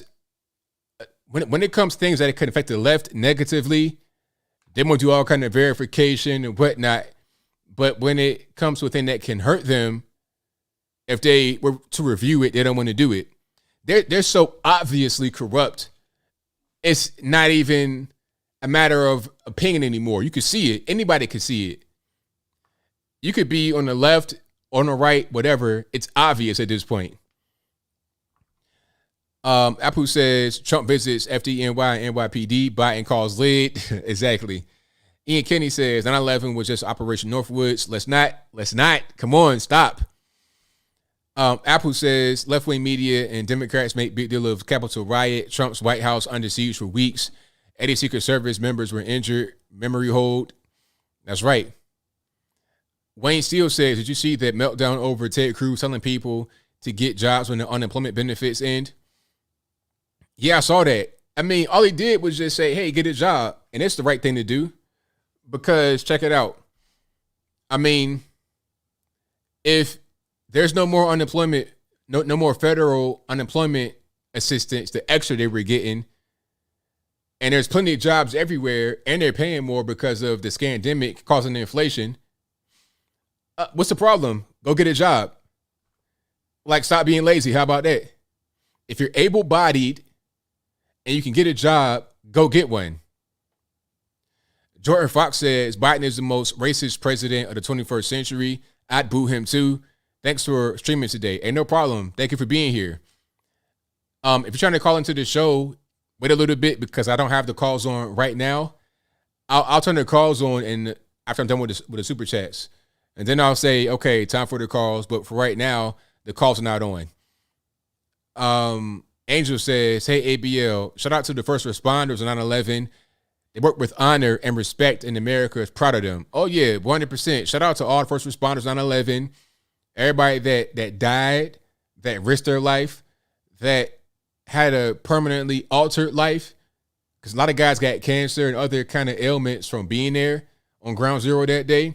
And you have guys that died just recently who had a slow death, painful death, very unfortunate. So shout out to all the first responders who were there that day.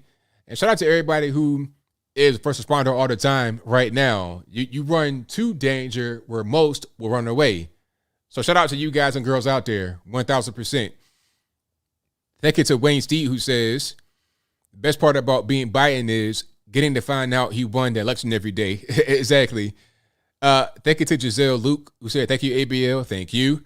Thank you to Katie Myers, who says, we need to petition our states to invoke Article 5 of the Constitution. Convention of the states is needed. Thank you to Valerie Rogers, who says the left is pushing us to war, another 1776. Thank you to Nicholas Bowling, who says, I've been working around the clock ensuring we elect conservative in 22. I've interviewed so many candidates from across the country. I love to share.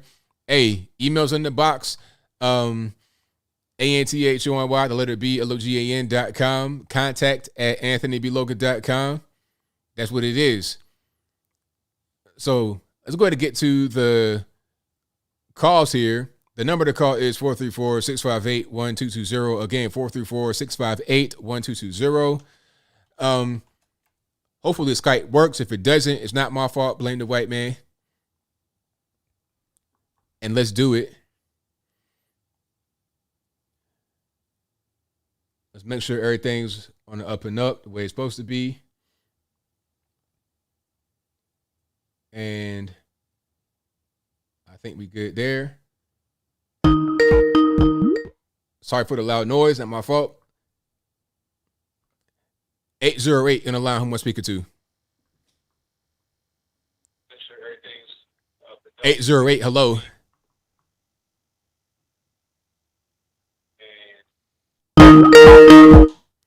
Oh, man, I'm messing up. But hey, when you call into the show, please, please, please have the phone by your ear, because if you're trying to watch the stream and catch it that way, it's not going to work, I promise. It's a delay, so you'll just be behind. And again, the number to call is 434-658-1220. Let me fix the audio right quick while I'm thinking about it. There we go. All right. 912, you're on the line. Who am I speaking to? 912, hello.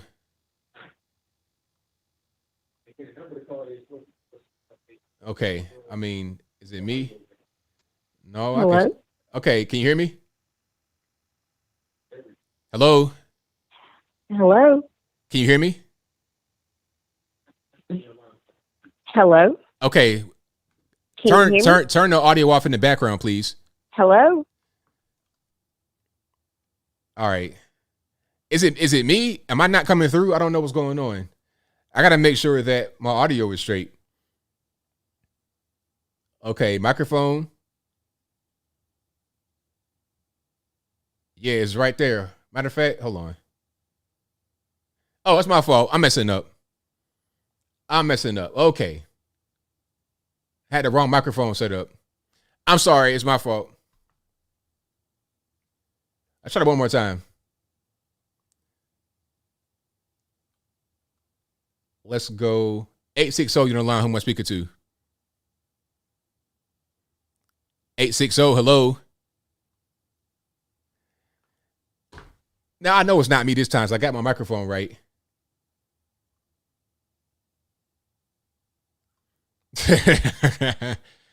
Can we get some calls to come through? That'd be fantastic. My speakers are right. Matter of fact, I'm going to test them right here.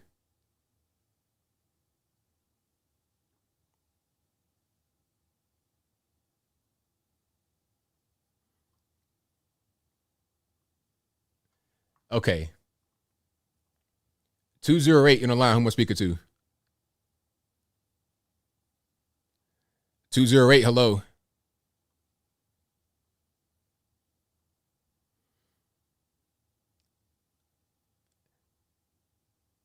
Maybe it is me. Let's try this. Let's try this one right here. 828, you're on the line. Who am I speaking to? Dean. There we go. All righty. What's happening? I just want to check to see if it worked. It does work. So I'm not going crazy. I thought it was just me, but it does work. Yeah. All right. Hey, man. I'm just going to listen. That's all I wanted to do was just see if I could get through. All right. Well, thank you for the call. I appreciate it. Okay. Thank you. Bye. All right. So I thought I was just losing my mind. My marbles were just falling out my head. Everything's perfectly fine. You guys heard that. I heard that. I'm not going crazy. Callers, please. I know the first two calls are my fault. I messed up. But if you call on the show, hey, when you call in, have the phone like this here. So when I pick up, you can hear me, I can hear you. If you're watching the stream trying to catch it, it ain't going to work. I promise.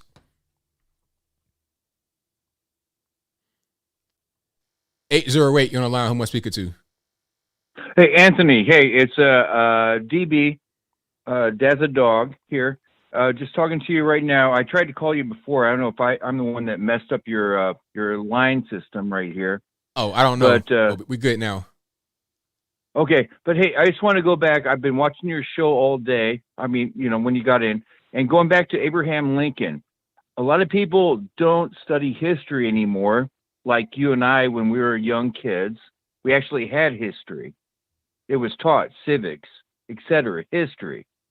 I want to go back to Abraham Lincoln because he's kind of warm in my heart. I'm from Springfield, Illinois, where Abraham Lincoln lived most of his life, was a lawyer before he became president, died and was brought back and buried in Springfield, Illinois. Of course, I know all the people in Kentucky. He was born in Kentucky. I know that.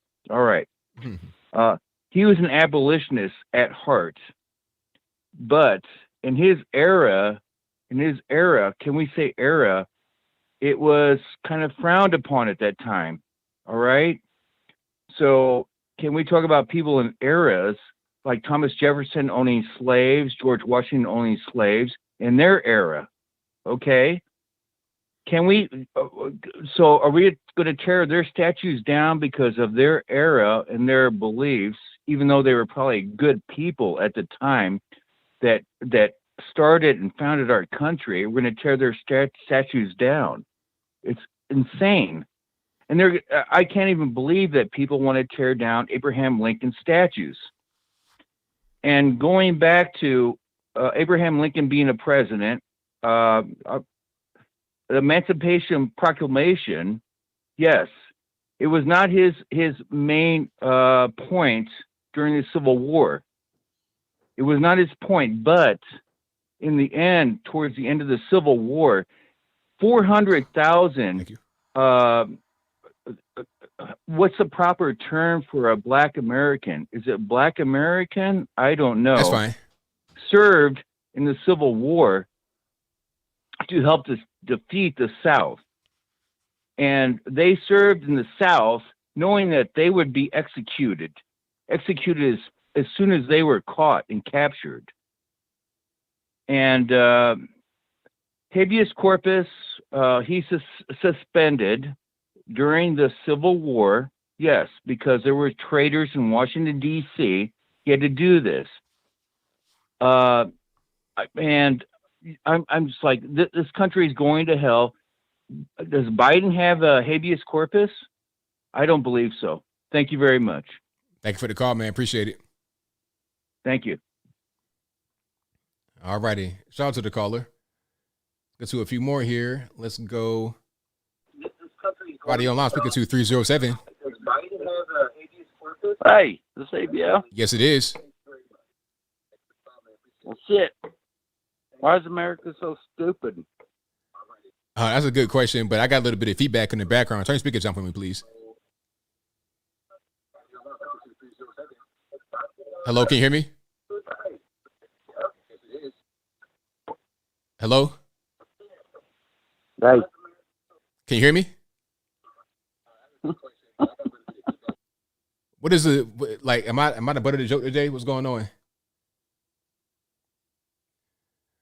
989, you're on the line. Who am I speaking to?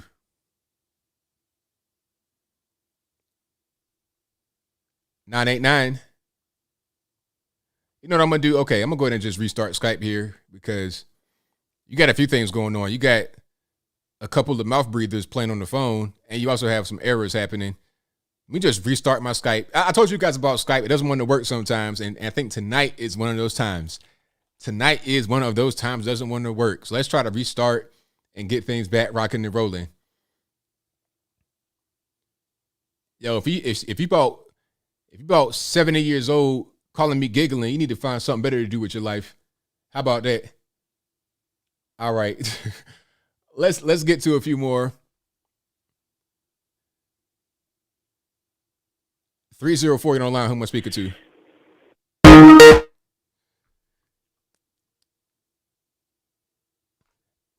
(931), you're online. Who am I speaking to? Hey, how's it going, ABL? It's Bradley. Hey, that's great. About yourself? Oh, I'm doing pretty good. Pretty good. I'm surprised I got through. Well, I'm glad you're on. I'm getting some feedback. Hold on one second. Yeah, I'm not on a speakerphone, but I'm hearing myself in your ear. Can you hear me? I hear you well. Yes. Okay. All right. I was listening to Jesse Lee Peterson. I'm sure you follow him a little bit, at least, right? Yeah, of course. Yeah. I mean, he was talking about how. I mean, this was a little while ago. How it's kind of an exciting time with all this craziness going on, and I was thinking, what's so exciting about it? It's crazy. It's terrifying. But he was saying that there's now meaning to suffering. Like, so all this craziness and people getting fired from the jobs for not getting the jab and all that. Well, like now you have actual meaning to hardship in life. When there's so much of it that doesn't have meaning, you know, you could suffer for no reason at all, but to do something that's actually, you know, for your values, that does provide quite a bit of, I don't know, happiness, I guess you could say. Does that make sense? I'm probably all over the map here. Yeah, a little bit. Basically, you're talking about having purpose. Yeah. Like, you know, with Biden coming down saying that companies with 100 people or above, you know, you got to get your people vaccinated. Well, I was talking to a guy today. I said, you know, there's no way in hell I'm going to do that. Hell's okay, right? I can see on here. Yeah, you good. Yeah.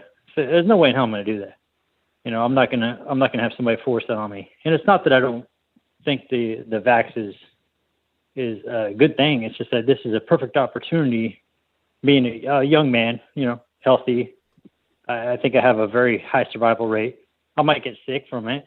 No big deal. I got sick from the flu before. You know, if I'm sick, I stay home. But it's a perfect opportunity to use something that really grinds the gears of the authoritarians to stand up and just give them the big middle finger and say, no, I ain't going to do this. And then watch them squeal and squirm and go crazy over it. You know what I mean? Right. Yeah. So that is my thought for the day. You know, it's like you can go to work, you can grind all day long and you can make some money and you know, maybe you could pay some bills, you can eke your way by, and then you could suffer doing, you know, like meaningless things, buying stuff that you don't need and all that, and then getting into debt. But then when you're presented with a real life decision of, you know, hey, you can either take the jab or, you know, and you'll be okay, you know, basically the equivalent of bending your knee to the authoritarians, or you could stand up and give them the big old middle finger and then suffer for that. You know, that's actually, it's kind of a good thing in a little way, because then you bring meaning to that suffering. Does that make sense? I see what you mean. I understand what you're saying. All right. Oh, also, shout out, you're in Hickson, right? No, like I have a P.O. box over there, but I'm in the area. Oh, okay. Yeah, I lived on Belleville, right across from the BX in Chattanooga a while ago, but I moved to St. Louis. So, but I've been following you since I was in Chattanooga. All right, man. Well, I thank you for calling in, man. Definitely appreciate you. Cool, man. Just want to wish you Godspeed, and thanks for what you do, man. Appreciate it. All right, thank you. All right, bye-bye. All right. We get the phone calls back on deck. We're lit. 314. Oh, a little too slow to the trigger on that one. Let's go. 989. You don't learn who am I speaking to? Hey, ABL. This is Robert Sanders. You're in Tennessee, right? That's correct. How? What do you know about Tellico Plains? About what now? Tellico Plains? Oh, I don't know a lot about it, but I know that's not too far from where I'm at. That's like it's going toward Nashville, in between Chattanooga and Nashville, if I'm not mistaken. Right, like East Tennessee, right? Yeah. Sweet. Well, I'm headed down there in a couple of weeks for a motorcycle thing, and I was just curious if you knew about. I know this is totally off topic from what you're talking about. I've been watching you. I watch you every day, dude. But as far as the constitutional carry and gun laws and all that, what can you give me any advice? Like, can I carry my pistol on me on my motorcycle or not? Or do you know anything about that? Because everything I've looked up online, it's so scattered and you get 20 different answers. You know what I mean? Okay. Well, one thing, I was wrong where I said where it was. That's like, it is East Tennessee, but it's like up there toward Athens. I was in Athens recently, and once you up there, it's country, a lot of farms out there. And in Tennessee, you could carry whatever you want, as far as I know. Like I think there was just a law passed where you don't need a permit to concealed carry. Okay. I'm pretty sure about that. That's something that's came out recently. Now, open carry might be different, but concealed, I got to make sure that I'm right about that, and I'll probably say it again a little bit later. But that's something recent, and up that way, it's country. Ain't nobody really going to say nothing to you up there. Now, if you like in Nashville downtown, it's a different story. But out there, nah, it's cool. No, I think we're pretty much going to be out at the campgrounds. One of the different campgrounds. There's a bunch of them out there in Tellico Plains. We're supposed to do a benefit for cancer or hospice or something like that. You know, everybody donates and does what their thing, and then we ride the dragon's back and all that kind of stuff, and then you know, a good time. You know, you put up a tent and ride your motorcycle, put your money in, and eat some good food and hang out for a little bit, and then ride the dragon's back and go home. Right on. So, all right. Well, I was wondering, because I've been trying to look it up, and I get 20 different answers, and I figured, hey, I watch this guy every day. He's from he's from Virginia, but you know, he lives in Tennessee. I figured you'd know, so figured I'd ask. Matter of fact, I'm reading to you right here. This is straight from just Google. It says Tennessee allows permitless, open, and concealed carry for anyone 21 years old or older. Okay, so is that for non-residents too? Well, I would presume so, because how they gonna know that you seem like if you have it on you, like if you have a long rifle on you, how would you know if you're a resident? You see what I'm saying? Hold on. Matter of fact, I'm gonna look into this a little bit more, but that's what I'm reading right here. So, but again, being up there, you'll be fine. Don't even worry about it. I appreciate it, brother. No problem. You have a good night. I appreciate your work. Keep doing what you do, man. All right, thank you. Appreciate it. All right. Bye. Yeah, you out there, Tellico Plains, that's like super country, mountains. You be all right. Yeah, you could do whatever. Let me just read a little bit here. Okay, it says Tennessee allows permitless open carry, open and concealed for anyone beyond 21 years old, or is at least 18, has been honorably discharged from the military service, active duty.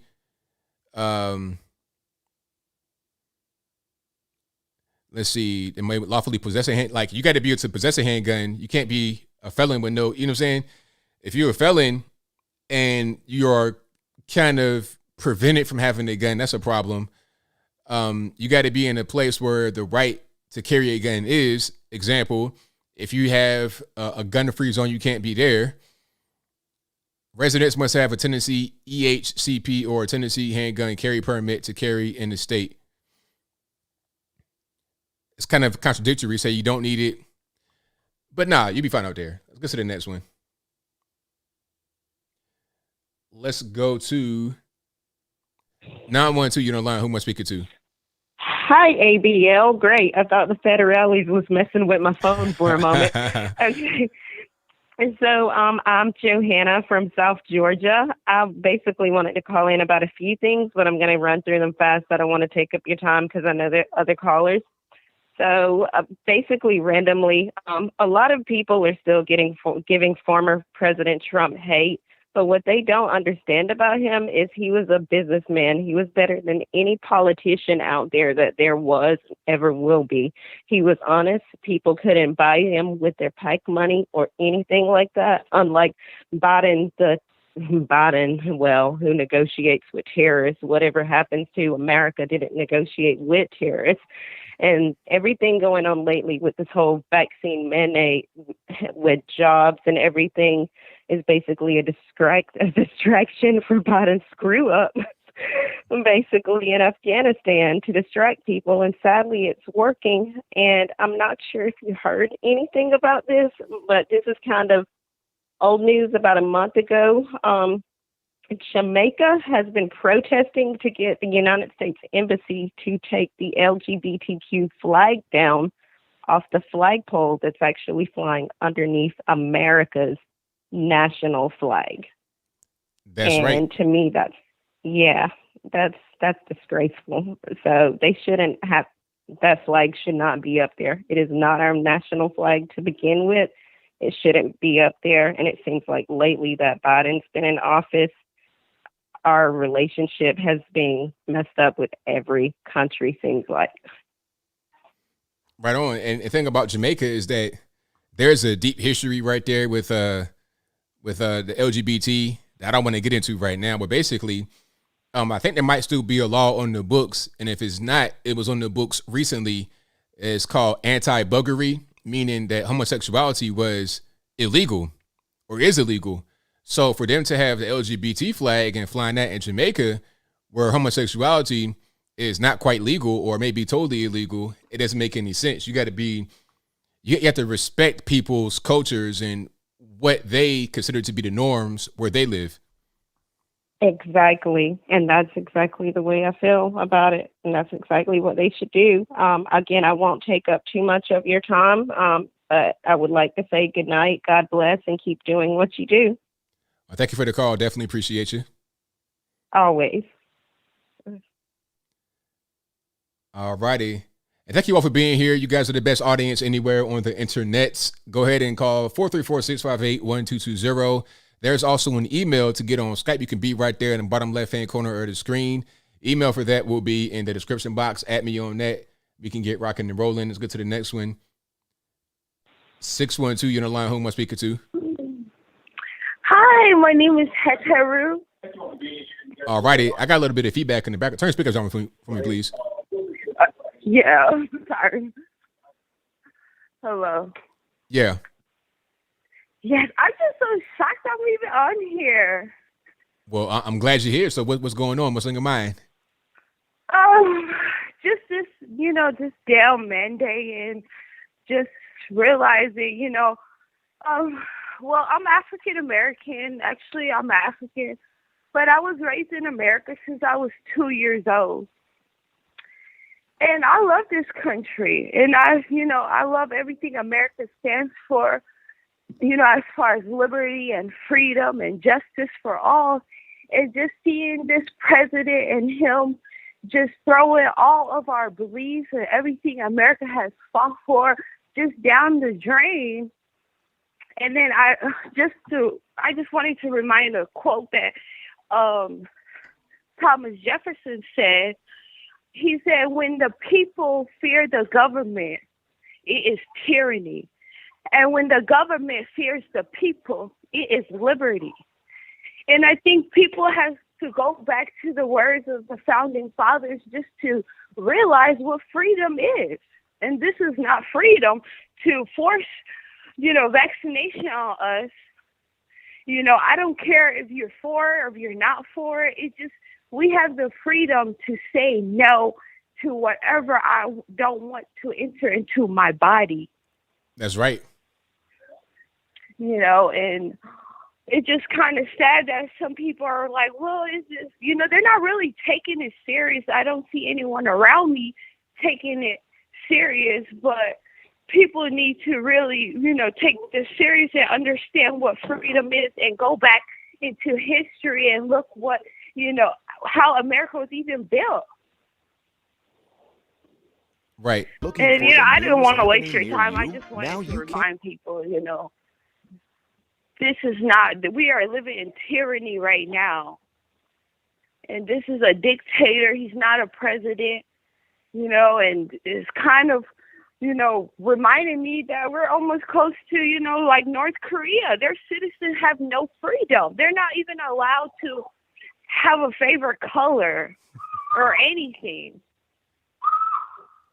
You're right. You're right on. And we don't want to go down that road. We want to have freedom. It's what the country was built on freedom. Yes. And we can't go backward in losing freedom. We got to the point where we got the freest country on the planet. We got to keep it that way.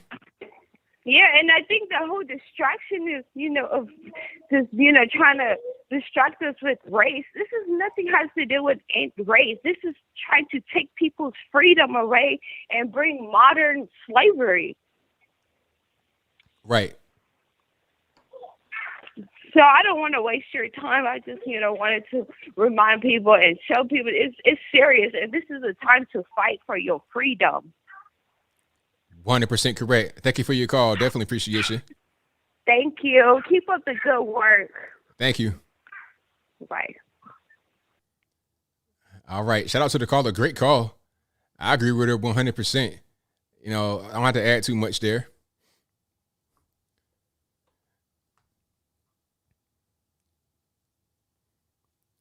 Okay, let me see.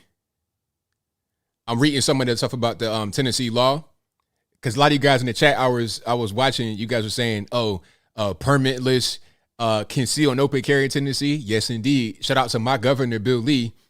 Billy's a great guy. Met him a few times. Really cool guy. Really down to earth. And I knew from the beginning when I first met him, when he was running, he went throughout the entire state of Tennessee in the RV with his wife. Went everywhere. Talked to everybody, shook hands. Like, I knew he was going to be successful, and here we are. This is straight from him. So you see it on the screen, it says you don't need a permit for concealed carry in Tennessee or open carry, but there are certain rules you must follow. Basically, certain places, if you got a sign that says no weapons, a gun-free zone, it says it's generally a crime to carry a firearm in public park, a campground, a civic center, or in a greenway. You know, now you could go to the penitentiary, but the thing is, if you like in some of these rural spots, they ain't going to trip because everybody got a gun. Everywhere where I've gone, like a lot of these events I go to, everybody got a pistol on them. Everybody. Or in a car somewhere. But, you know, the thing is, it's peaceful. Now, if you go to Memphis or somewhere, now you might be in the shooting gallery because you got just violent criminals. But if you got honest people, it's a different story. Let's go to the next one here. 929, you're on the line. Who am I speaking to? Anthony, calling from New York. All righty, what's going on? I'm enjoying the day off right now. I don't know why. I don't know if that's me. I hear like an echo. Well, you might have speakers on in the background. If you have the stream playing, let me turn that off. Yeah.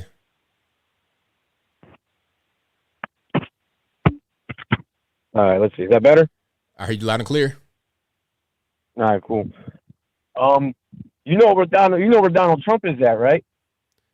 Yeah, I heard about him. He is he gonna be calling the fight in Florida? Yeah, yo, he's fighting. What's his name's fighting? Holyfield. Yeah, I heard about that. That's gonna be great. It's gonna be him and Trump Jr. calling the fight. It's happening right now. ABL is happening right now. I'm watching it. The fight's about to start, and they're about to. We'll see what happens with him and Trump Jr. Commentating on this. It's gonna be interesting. Oh, right on. I know I'll see some highlights afterward for sure. Yeah, I just placed a bet on Holyfield. That's a good bet, but I don't know. It's going to be tight. Yeah, it ain't bad. It ain't bad. Right. He's 58. I mean, but a lot of these charity fights, they can go any kind of way because it ain't really serious. So you never know how it's gonna pan out. No, you don't. So he's fighting Vitor Belfort. He was from the UFC or mixed martial arts back in the day. He recently retired. Should be interesting. Now, is it going to be is it going to be a boxing match? Is it going to be a boxing match? It's boxing, and Holyfield was the underdog. So I just said, what? I'm going to throw money on Holyfield for this fight. Like, Vitor's like kind of a heavy favorite. Right on. But yeah, that's what Trump is doing. But I want to get back to what you were saying, like, how they were booing how they were booing Biden in New York, and when they showed Trump on this Triller event in Miami, everyone was cheering for him. There's a different energy with him, People love him, and they always did. It wasn't until he became the president where all the negative stuff came out. No, you're absolutely right, man. It's like he was never really like disliked until he became the president, that's right. Which is crazy because like I'm watching this event now, right?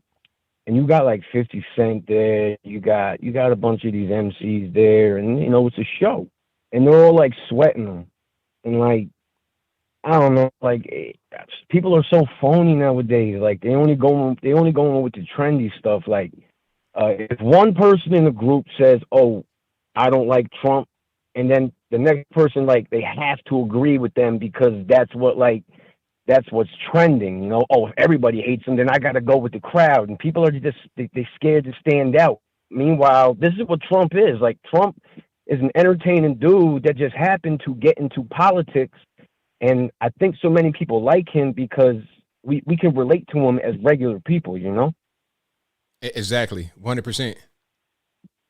That's how I feel. And, another thing like that, I was at work when Biden did that vaccine mandate, and I was listening to it. I almost walked out. Like, I almost walked out the hospital. I was so mad. Like, even though, like, I mean, I ended up getting the first shot. I'll be getting the second shot soon. I don't like how he was talking. Like, that dude, like, he's 100% like some old tyrant who's trying to be intimidating, but he's just not. He's not intimidating. He's trying to be, but you could tell so easy this dude is reading off of a script. None of it's with conviction. I listened to it at work, and I almost walked out, though. I got so tight. I was so mad when I was hearing that. Like, you trying to push some people? Yo, and, like, people are going to start standing up. And, like, I'm one of them. Like, oh, my God. Like, I was so tight, ABL. And, like, it seems like everybody else don't care. I don't know. It's like people are just rolling with it. And I'm like, yeah, I don't see what's going on here. Like, y'all are being forced to take this, even if, like, doctors telling you not to. So, I don't know. Like, how did you feel about that? I thought it was crazy when he was talking about my patience running thin. It's like, your patience running thin. Like, I mean, what are you talking about? Like, do I have a choice? Do I have freedom or not? If I don't have freedom, just say that, and we can go ahead and get straight to the chase rather than trying to beat around the bush and act like something's going on that's not going on. Yeah, like he is so crazy. And did you see when that reporter asked Jen Psaki, like, what's up with the people crossing the border? They're exempt from getting it, and she just said, yeah. Next question. Yeah, totally what? Dismissive. Like dismissive, right? Like, and then they said the postal workers. What? Like, what are we doing here? Like, where's the logic? Where is the logic? Listen, this is all political, ABL. We all know this, and like, I think the people that are like, oh, wear the mask or whatever and take the shot, that blah blah blah. People that are all with that, I think they're pretending. Like, you can't be this gullible and you can't be this stupid to not know that this is just. Come on, what? The postal workers don't got to get it. Come on now, man. What's going on here? What's going on here? People in Congress don't have to get it either. People in Congress. it's so crazy, man. It's like everyone's sheep, man. And ABL, whenever I talk to you a few times, whenever I call, I mean, I really don't have too many questions. It's more about venting.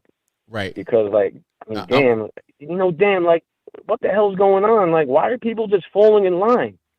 People they don't have no backbone, man. I feel you, man. But hey, thank you for your call. As always, man. Definitely appreciate you. I appreciate it, ABL, and keep doing your thing, man. All right, thank you. Cool, man. All righty, shout out to the caller. And the call lines are blowing up. I'm trying to get to everybody as soon as I can. Y'all just hang tight. 860, you're on the line. Who am I speaking to? Hey, ABL, this is F&A Ranger Xbox. How you doing, buddy? I'm well, man. How about yourself?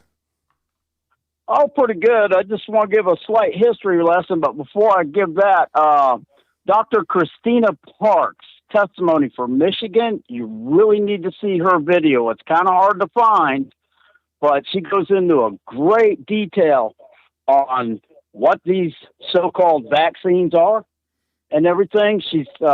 She happens to be a black woman, and she happens to hold a PhD in molecular biology. So, she's done this for a long time.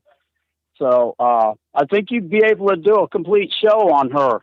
But now going back to Robert E. Lee, being that I'm from Virginia, I'd just like to state for the record that anybody with a smartphone, no matter how dumb you are, the phone's smart, you can find Robert E. Lee's interview with the New York Times. And I'm quoting him indirectly. He said, "My greatest fear is that slavery will hurt the white race far more than it would hurt the black race." Robert E. Lee's wife taught slaves how to read and write when it was the death penalty if you got caught. Wow. Now, another thing, when he inherited, he was also married to George Washington's granddaughter, but when he inherited his father-in-law's plantation, it had went into disarray because the old man just, lost his ability to control things and manage a business. And he was just letting the slaves grow, to take care of things. But when Robert E. Lee inherited it, now there's a thing that the plantation's in debt, and now it's thrust upon Robert E. Lee and to get it in order or go to debtor's prison. Now, come on, let's be honest here. If it was you, me, or anybody else, the choice was between me going to debtor's prison or the slaves getting to work, the slaves are going to go to work. But and when the plantation was free and clear of debt, he released the slaves. It comes to Sherman and Ulysses S. Grant, both had slaves until after the Civil War, because the Emancipation Proclamation only freed the slaves in the South. Correct. Didn't do anything for the slaves up north. And but they don't teach real history anymore, and they don't teach like Frederick Douglass, escaped slave, abolitionist, was the first black man to run for president of the United States. He revered the Constitution of the United States of America. He said that was as dear to him, right behind the Bible. And they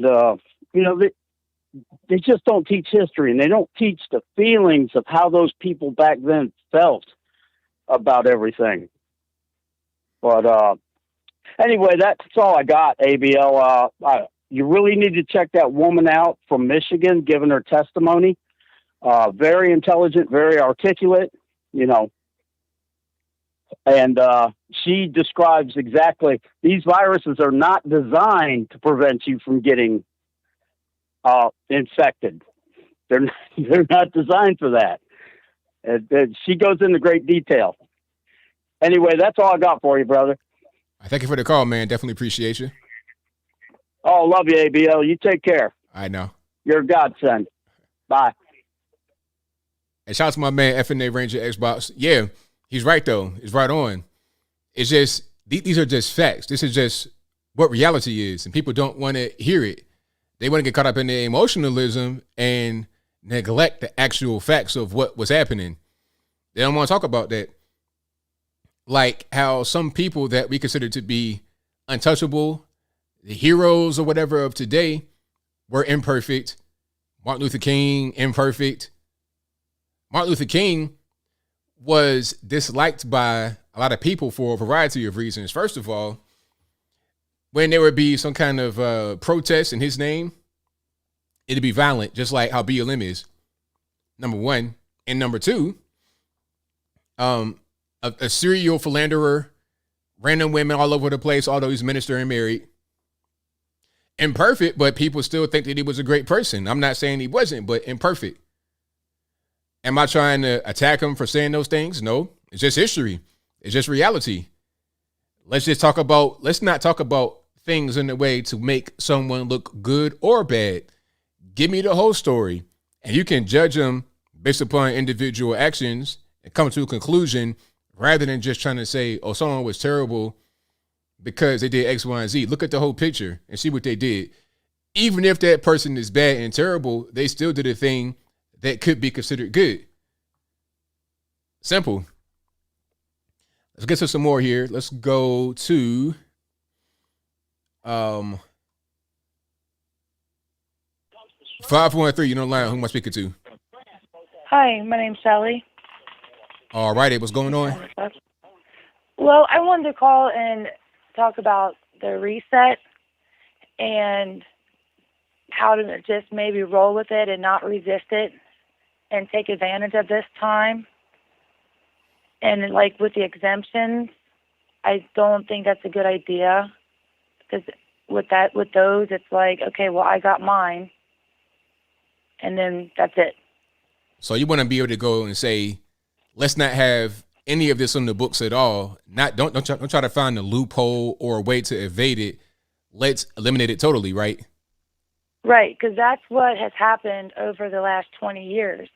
I mean, we've had so many laws and policy changes. Like parents, really, technically, I mean, if you have a child in the public school system, you really should be reading your state's like revised codes and realize, how many different boards there really are, like we need to rewind. We don't need any more hoops to jump through, any more fights to fight. I agree 1,000%. Because I was thinking about that too. I'm like, okay, we're trying to figure out ways to get, exemptions and whatnot. And that's cool, I guess. But at the same time, we should not have to be here at all. We should be in a place where that's not even on the table. Because once that's there, what's going to be next? How are they going to try to skirt the law? They've already skirted the law with this. They've already kind of gone beyond the law. How are they going to go beyond the law again? Let's stop this stuff in the bud, nip it in the bud right now. I mean, right. We're here. It's here. It's already happened. It's been happening since they started attaching laws to laws. Like losing your driver's license was all about driving infractions. Now it's connected to if you drop out of high school, they suspend your license. If child support, they suspend your license. I mean, we have these organizations and these charities like MAD, and this was going to say about Donald Trump. What makes him a good politician is he has spent his lifetime jumping through the hoops. And there's a lot of us out here who relate to that.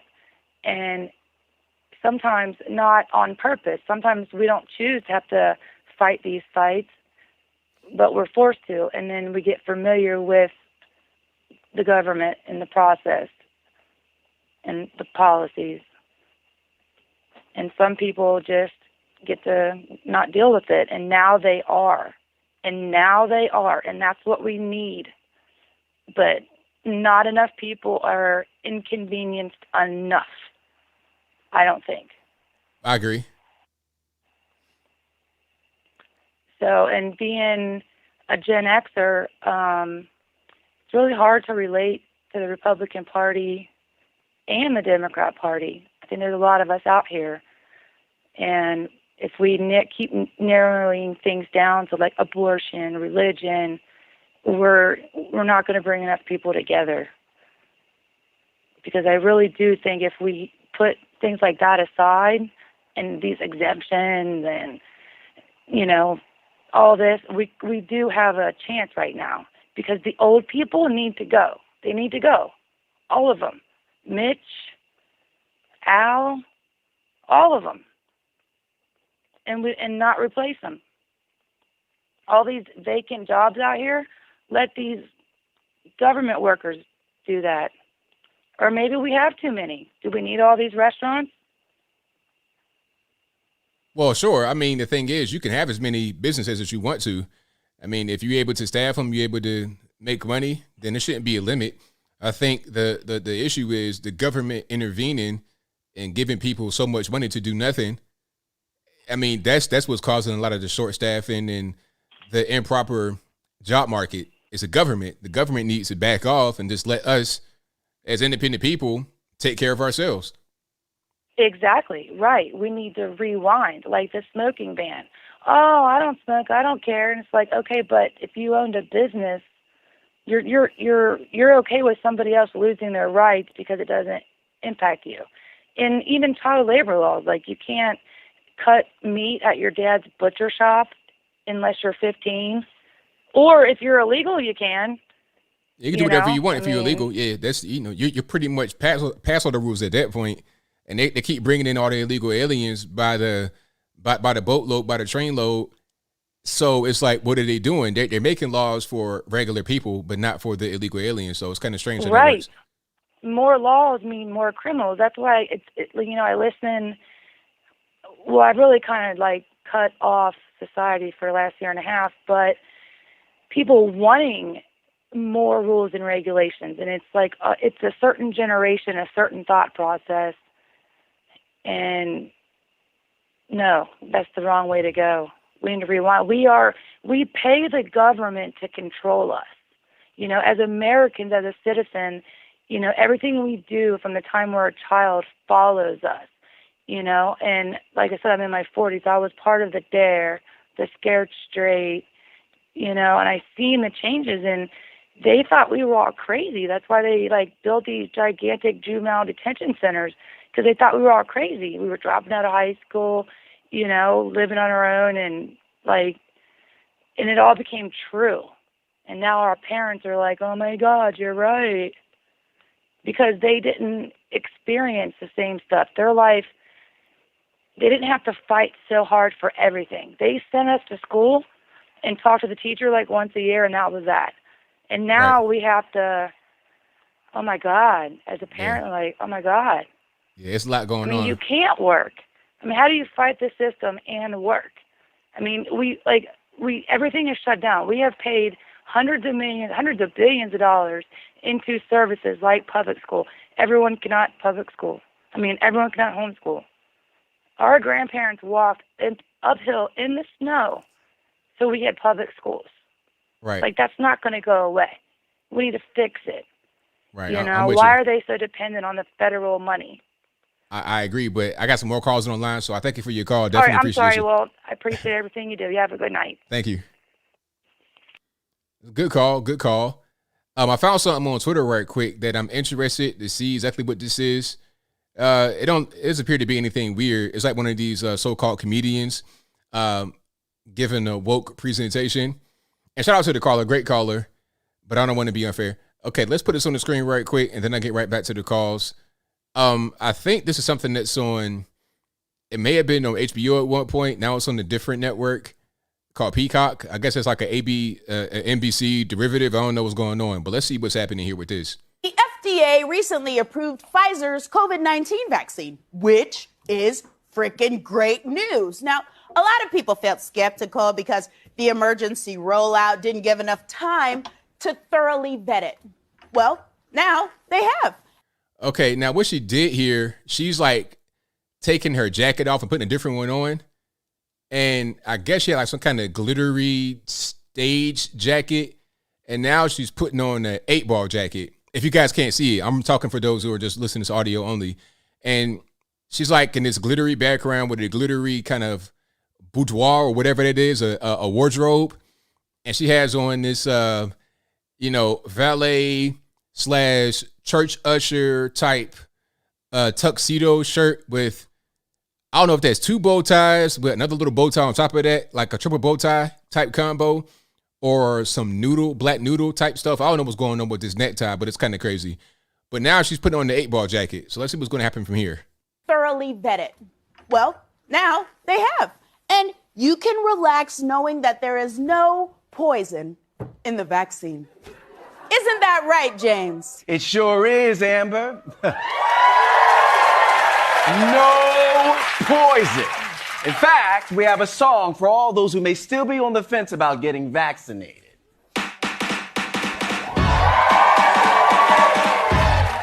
Pfizer vaccine in full effect.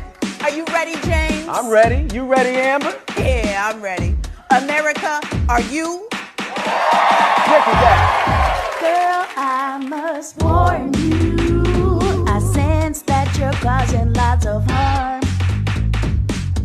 Situation is serious. Let's cure it with 2 shots in the arm. Oh my God, stop. It's all so ridiculous. Conspiracy theories seem from the start. It's all so deadly. They believe it 'cause they aren't very smart. Check it out. It's driving me out of my mind. Common sense is hard for them to find. Fox News got into their heads.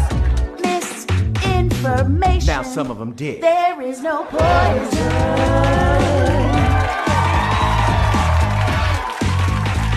FDA approved it this time. There is no poison.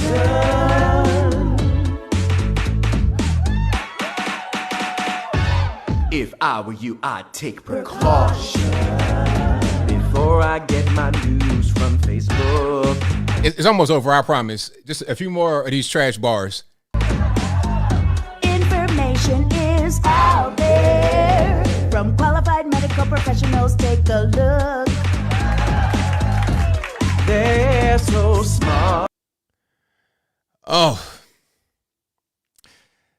Hey, you know what? I'm sorry. I'm sorry for that. I apologize. You know, I'm kind of speechless, but check it out. Hey, that's not going to work. Whoever, I don't know who had the bright idea to do that, but that's not going to work. I'm not swayed. I'm not convinced. You didn't do this little dance routine with some 1990s New Jack Swing and convince me to go out there and get the shot. If I ain't want to put no shot on my hind parts before, that won't take me over the edge. I'm like, hey, you know what? I'm going to go out there and get that. I'm going to go get that now as I saw that hot song on the internet. That'll do it. Oh, my goodness. Yo, BBD rolling in their grave and they're not dead. That was cringy. Man, I didn't cringe quite a few times with you guys on the internet live, but that right there, that might take the cake. I've not seen that before. That's a live reaction from me. That was crazy. All right. Let's get back to the calls, please. The number to call is 434-658-1220. All right, let's go. Hold on. I promise I'm gonna get back to it. Y'all just hang tight.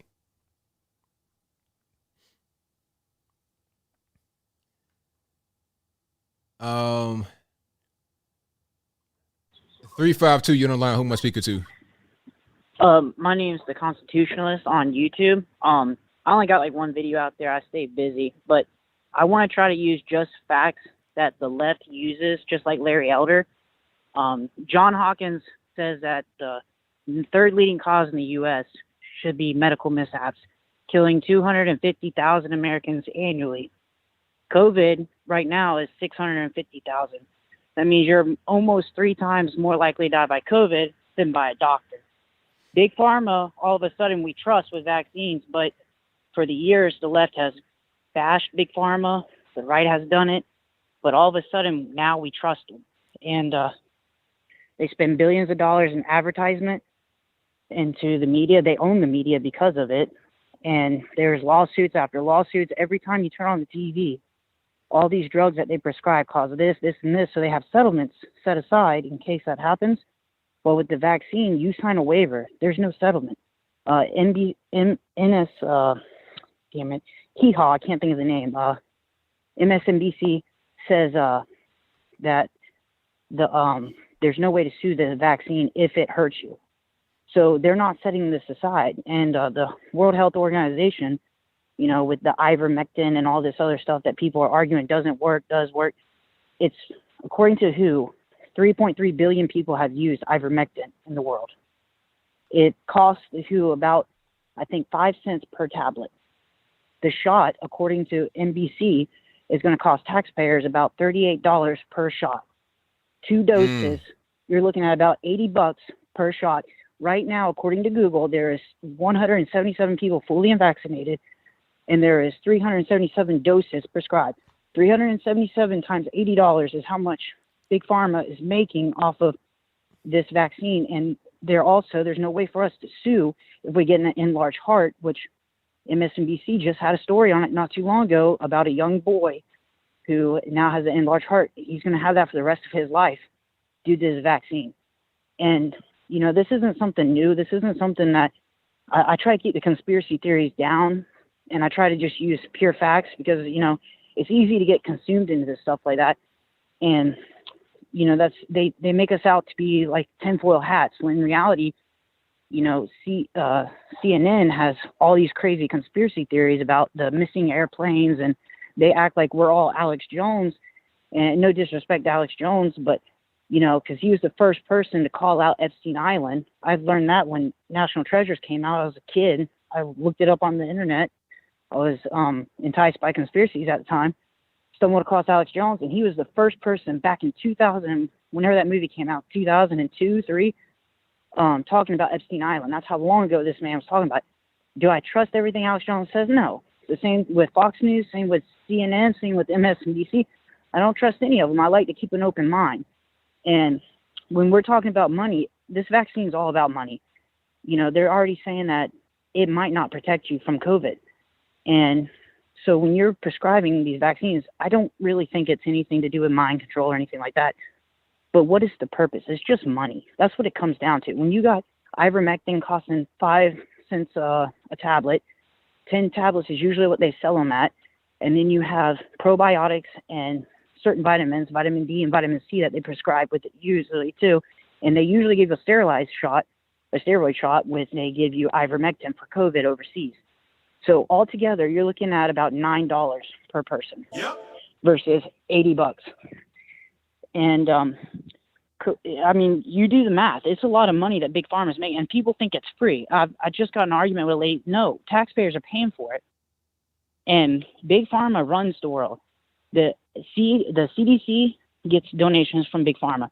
The media donations, billions of dollars. I think it's like 68% of advertisement is in the billions of dollars that the media makes from them. They're not going to sit there and turn their backs on them. They might put a couple stories out there to make you scratch your head, but they're going to push vaccines when it's going to make revenue. And I try to keep it short because I want everyone to have a time on your show. But to me, I think it's all about money. And to me, I don't understand why we think the government should have that power to enforce vaccines. I've had vaccines. I have nothing against vaccines. But I think the people should have a choice. We, the people, should have a choice what we want to do with our bodies. And when it comes down to mandates, well, you can't sue them if it hurts you, okay? And now you're being told that it might become law. So now you're being told that you're going to have to get this shot that may hurt you and you cannot do a damn thing about it. And that's that. And Big Pharma makes money. At the end of the day, I just don't think that's fair. I don't think that's we're here because of the generations before us. I don't care what anyone says. It's easy to point the finger at my generation. My generation is dumb. I'm 26 years old. I see a lot of stupidity. But trust me when I say we're only here because of the actions our parents allowed us to get away with.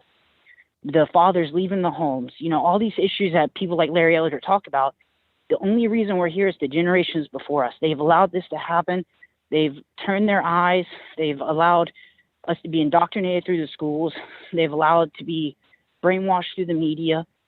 And honestly, you know, shout out to Topher. It's time we hoist our flags. It's time we actually have our voices heard, and they're not heard anymore.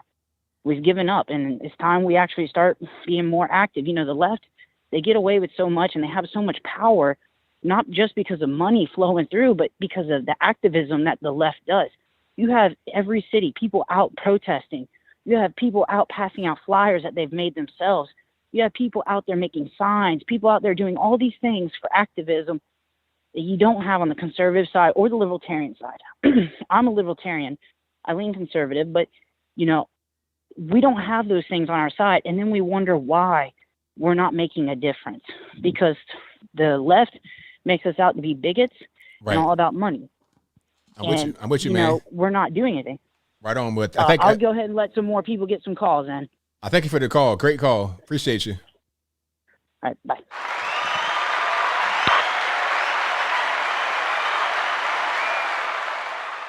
Great caller. Shout out to the caller. I enjoyed that. That was good. And you guys, I'm telling you, you guys are brilliant. Brilliant people. I promise.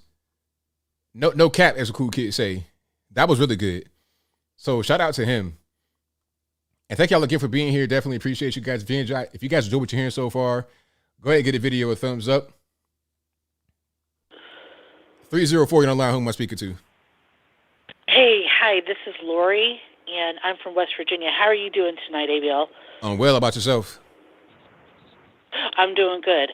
Hey, I wanted to discuss Larry Elder.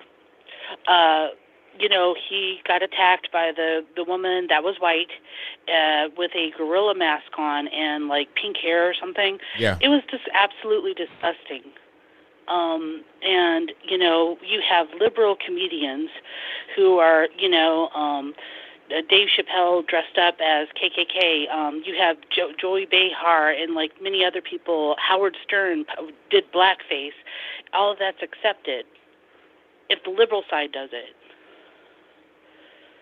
Right. They can do pretty much whatever they want. Yeah. You know, it's like the hypocrisy of the left.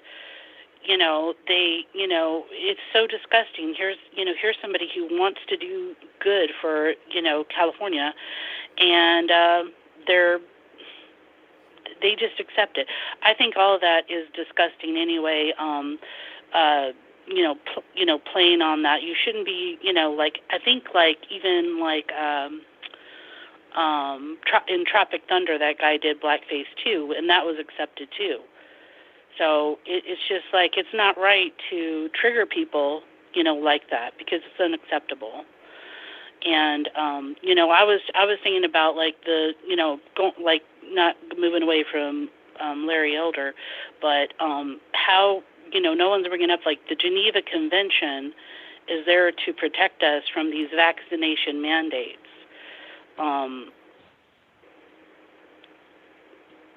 You know, that's happened during, like, the Nazi era, when they were doing that to, you know, in concentration camps. They were doing illegal experimentation on each other, on their prisoners, and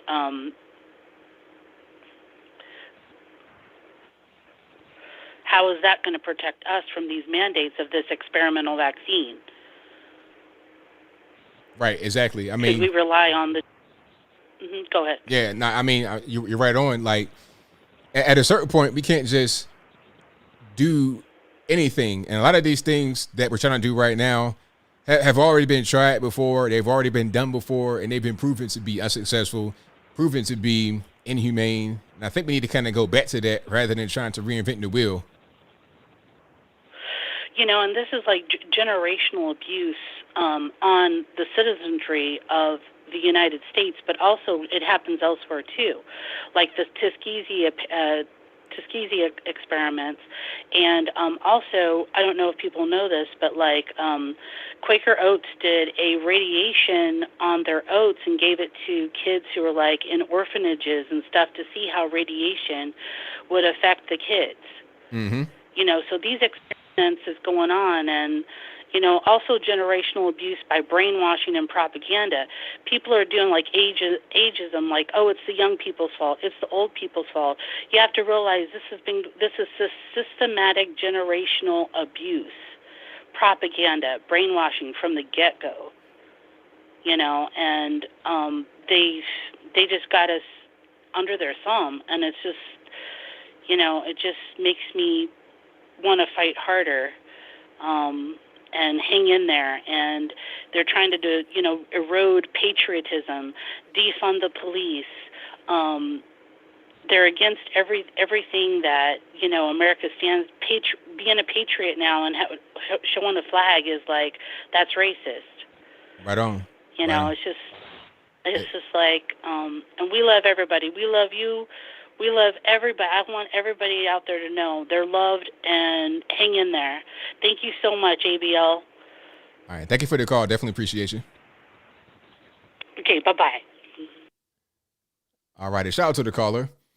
And thank you all for being here. Definitely appreciate you guys. If you guys are doing what you're hearing so far, go ahead and get a video a thumbs up if you've not done so already. And if you're not subscribed to the channel, go ahead and do that. That'll help me out tremendously. You guys are the best audience anywhere on the internets. And the number to call is 434-658-1220. All right, Tariq, what's going on? Hey, ABL, what's up, man? I just want to agree with the previous caller on what they were saying about conservatives and liberal activism. And the reason why liberals pretty much get everything they want is because they all scream for the same things. They have activists on the ground protesting.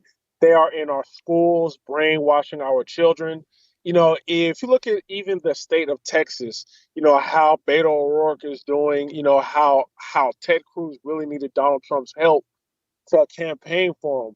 And, people are seeing that Texas is possibly becoming a purple state, man. It's because I live in the state of Texas, and even in our schools, man, it's a whole lot of liberal doctrine going on in the college campus. And then in the schools, man, it's because liberals are aggressive. Like, conservatives, we tend to play this reactionary game where if liberals say something, we just say no, and we don't follow up with no action. But liberals just keep at it. Okay, and we're not going to win over the old people. Fine, we're gonna teach it to the young people, so then that when the old people die, we got your children. And, conservatives really got to fight hard, especially the Republican Party. And, like I stated before, anytime, Republicans got to stop attacking their own just because a liberal gets mad. Like, if a liberal calls a Republican, a white Republican, a racist, the Republican Party does not need to be repeating that. And let's say that Republican was out of line. They need to check that Republican behind closed doors, but not in front of the media to make it look like there's discord going on in the Republican Party, just like how, the Republicans like to go after Marjorie Taylor Greene and denounce her. That's got to stop, because who is going after Ilhan Omar? You know what I'm saying? Who is going after AOC when she says stuff? No one is checking them from the Democratic Party. They're doing everything behind the scenes. So, yeah, the conservatives got to fight back. But yeah, I really want to talk about that Larry Ellis situation, because this shows how white liberals truly see black people as their lapdogs. When it comes to black people who do not follow the liberal ideology, it is okay to attack them if you are a white person, and you won't see a single one of these clown black liberals who love to talk about white supremacy all day and how the white man is bothering us when he was little. They will not call that out. Just give an example of if Kamala Harris was running for governor of California, and let's say Trump was elected, and some white Trump supporter woman with a red MAGA hat on threw an egg at her. What liberals would do is they would first call her racist on every single media outlet and say she only did that because it's a black woman, because they would first hurt the whole Trump movement and paint them as all racist. Second, they would dox her. And third, they will get her fired. They will take all these measurements, including the law, anything they can do to get her fired. I think conservatives need to play that same game. Anytime these flimsy white liberals want to get fuck with us, thinking that we are their slaves, we need to set the law on them. First of all, Larry Anderson said this racist white woman thought that she could throw an egg at me because I'm a black man and she thinks that she controls my opinion. She, like many other white liberals, keep telling me as a black man that I should vote Republican and I don't have the agency to think for myself. This is going to stop, and I'm tired of these racist white liberals thinking they should get away with this. That is how these black conservatives need to start talking. And even the white conservatives in the Republican Party need to start talking. We need to start saying these are some racist white liberals who do not respect black people's thoughts. This is why they think they can get away with hitting them. They will never do this to a black liberal because they think we are their slaves. And we don't play this same game, then it's going to be ignored. Look at the media is not touching this. Even when Trump was president, you had Antifa beating up on Trump supporters. The media was nowhere to be found. You could have been a black person, a black African American woman getting hit by some white liberal Antifa person. It could have been a white liberal man. The media will not touch it. Why? Because in liberal ideology, it is okay to beat on their enemies. And they will look away and turn around. The conservatives have got to. You there? You cut off.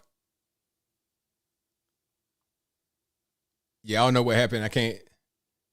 Since you're on hold, I don't know what's going on. He might have got a phone call. All right. I'm going to go ahead and hang up on you, boss. Thank you for calling, man. Definitely appreciate it. Hey, great call. I don't know what happened. I think it might have been something that happened. It might have been a call that came in, but he's right on it.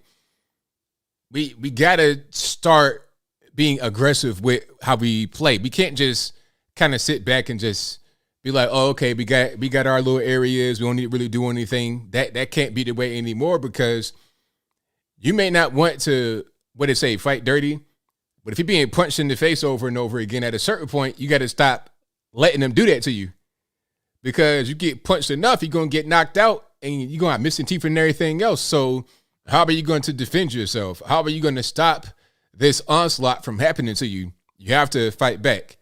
So he's correct when he says that. Right on. Yeah, the federales might have kind of interfered with that call. There might have been too many truth bombs being dropped. 714, you're on the line. Who am I speaking to? Hey, it's Dave. All righty, man. What's going on? I just kind of want to pick your brain a little bit, and I've been watching the show a little bit, and I'm getting the flavor that there's a lot of anger in America, and both sides just hate each other. And is there a solution, in your opinion? I mean, it's kind of a broad question. So, what are you trying to solve exactly? I feel like it's become a political game of a binary system where it's like Democrats versus Republicans, right? And like, if you like are on one side, you hate the other side, and then if you're on the other side, you hate the other side. Yeah, pretty much. I mean, we're talking about politics. That's going to be how it is, because if you're talking about a particular question, it's going to be yay or nay. Is abortion legal, yay or nay? And it's going to be a fight over that. So, I mean, that's kind of how things are. When you're making decisions, that's just how it is. Now, you can't really eliminate fighting all the way on that unless you have a one-party system like China, where ain't no fighting, because if you want to fight, we go out there and just shoot you for protesting. You don't want that kind of society. Or if you have a society where there is a unified culture, and it's hard to do that when you have a bunch of illegal aliens coming in, people that, don't really care about American culture or values or history, people that want to change American culture, values, and history. You have a lot of conflict because of cultural differences. So until you can get everybody on one accord, culturally, you're going to have problems. That's going to be a thing you can't really get rid of. I would say one thing that you could do is put pressure on some of these communication channels to allow all communication to go through fairly. When I say that, I'm talking about social media platforms that want to deny conservatives the ability to be able to get the message out there only want to allow one kind of message to get out there, so that people are resisting being indoctrinated, and you have those that are indoctrinated, they're fighting each other. But if you allow all information to go out there, I think you have a more well-rounded populace that comes as a result of all of that just hitting them. What do you think about that? Oh, absolutely agree with you. You got to have bad ideas out there to know which ones are the good ideas. But I guess, like, let's look back 20 years ago. I feel like you could have like a civil dialogue, and the thing was policy, right? We would argue about what does the government want to do. Now I feel like in the court there's like a lot of emotions and like history and like a lot of things we're bringing into politics that those emotions didn't used to be there. Well, I think a lot of that is social media. People are kind of motivated by that because people want attention. People want to be, they want to be seen as virtuous. It's just, that's kind of what it is. Because prior to social media, there was nobody to really try to virtue signal for. Because if a random person in Podunk Town, middle of nowhere, is super virtuous and Black Lives Matter, all of that, who's going to care? The next door neighbor and their trailer down the way, who's going to care? But if you can do that on social media, you can gain a lot of followers all over the world. People know who you are. It's money to make right there. And then that person becomes an influencer. They influence the next person in the community. And it kind of snowballs like that, in my opinion. Dang. Which is a side note, bro. I love your show. You're a really good listener, number one. That's one thing I definitely noticed. So props to you for that. But I'll get off the phone now. But much love from Cali, bro. All right, thank you for the call. Definitely appreciate it. All righty. Shout out to my man for the call. Let's get to a few more here. All righty, Skype caller, who am I speaking to? Hello, this is Patrick. How you doing? I'm well. How about yourself? Doing great. Hey, I wanted to ask you about the commonality that I'm seeing with what are your thoughts on the union leaders in this country and how they're being complicit with the actions that are taking place all over the country? I think it's about money at the end of the day. That's probably what it's about, because when you're talking about union leaders, anybody that's like in an authority position, a lot of times it's money that flows in their pocket. And it could come from a lot of different places. And that impacts their decision making. If they make the quote unquote right decision, then they get rewarded. If they make the quote unquote wrong decision, then they get punished. That's just my humble opinion, at least. And then some of them might just believe in what these things, they might believe in the shot. They might believe in the mandates personally, aside from being coerced to do so because of money concerns. But I think it's probably more the money. Okay. I'm just seeing a lot of commonalities in the common point of interest for all of what's going wrong here has been, in my opinion, it's been that of the union leaders in this country. I think that they are large contributors, considering they touch all of the major infrastructures in the country, and they only make up about 7% of the workforce in the country. But yet they control, everything from roads to highways to utilities, gas, mail. Actually, SAG-AFTRA controls all of the media, and everything that we see in the media goes through SAG-AFTRA. And I noticed that we're not talking about them as Republicans, and our biggest stance as Republicans or as conservatives is that we are for a free market economy, but yet the number one enemy to the free market economy, as Thomas Sowell has mentioned multiple times, is the union. It was founded in racism. It is still currently flooded with nepotism. And as far, that's a whole nother topic, but I believe the country is suffering from systematic nepotism far more than any of this garbage talk about systematic racism. But yeah, I think that as conservatives, we should still be focused on the constituents of the conservatives, and our love for the free market economy, and steering away from unions, still pushing for a better economy for all people, and the conservation of businesses in the long run for future generations, instead of the, well, what's that called? The socialist mindset of the unions in this country that believe that it's all about get yours right now and don't worry about the future. Everything is short term with the Democrat Party. Everything. Right. What are your thoughts on that? Well, I think, that's kind of how a lot of politicians operate in general. It's all about not even necessarily about the party. It's more about just themselves individually, their careers. People like AOCs and everybody else, it's about what they can get out of it personally. Now, as far as those that are behind the scenes kind of pulling the strings, maybe something different. They may have put AOC there for a particular purpose to try and play a little bit of a long game. I don't know about how long they want to do, but for the people that are actually in office, I think a lot of them just are trying to get the most amount of money possible and control and some of the limelight as well. That's why Ilhan Omar married that guy that was a consultant, because she knows she's getting a whole lot of campaign money coming in because of her celebrity. She's able to pay him 70% of her money and get that money right back to her pocket. So it's all about money for them at the end of the day and building their career up and a little bit of power, but mostly money.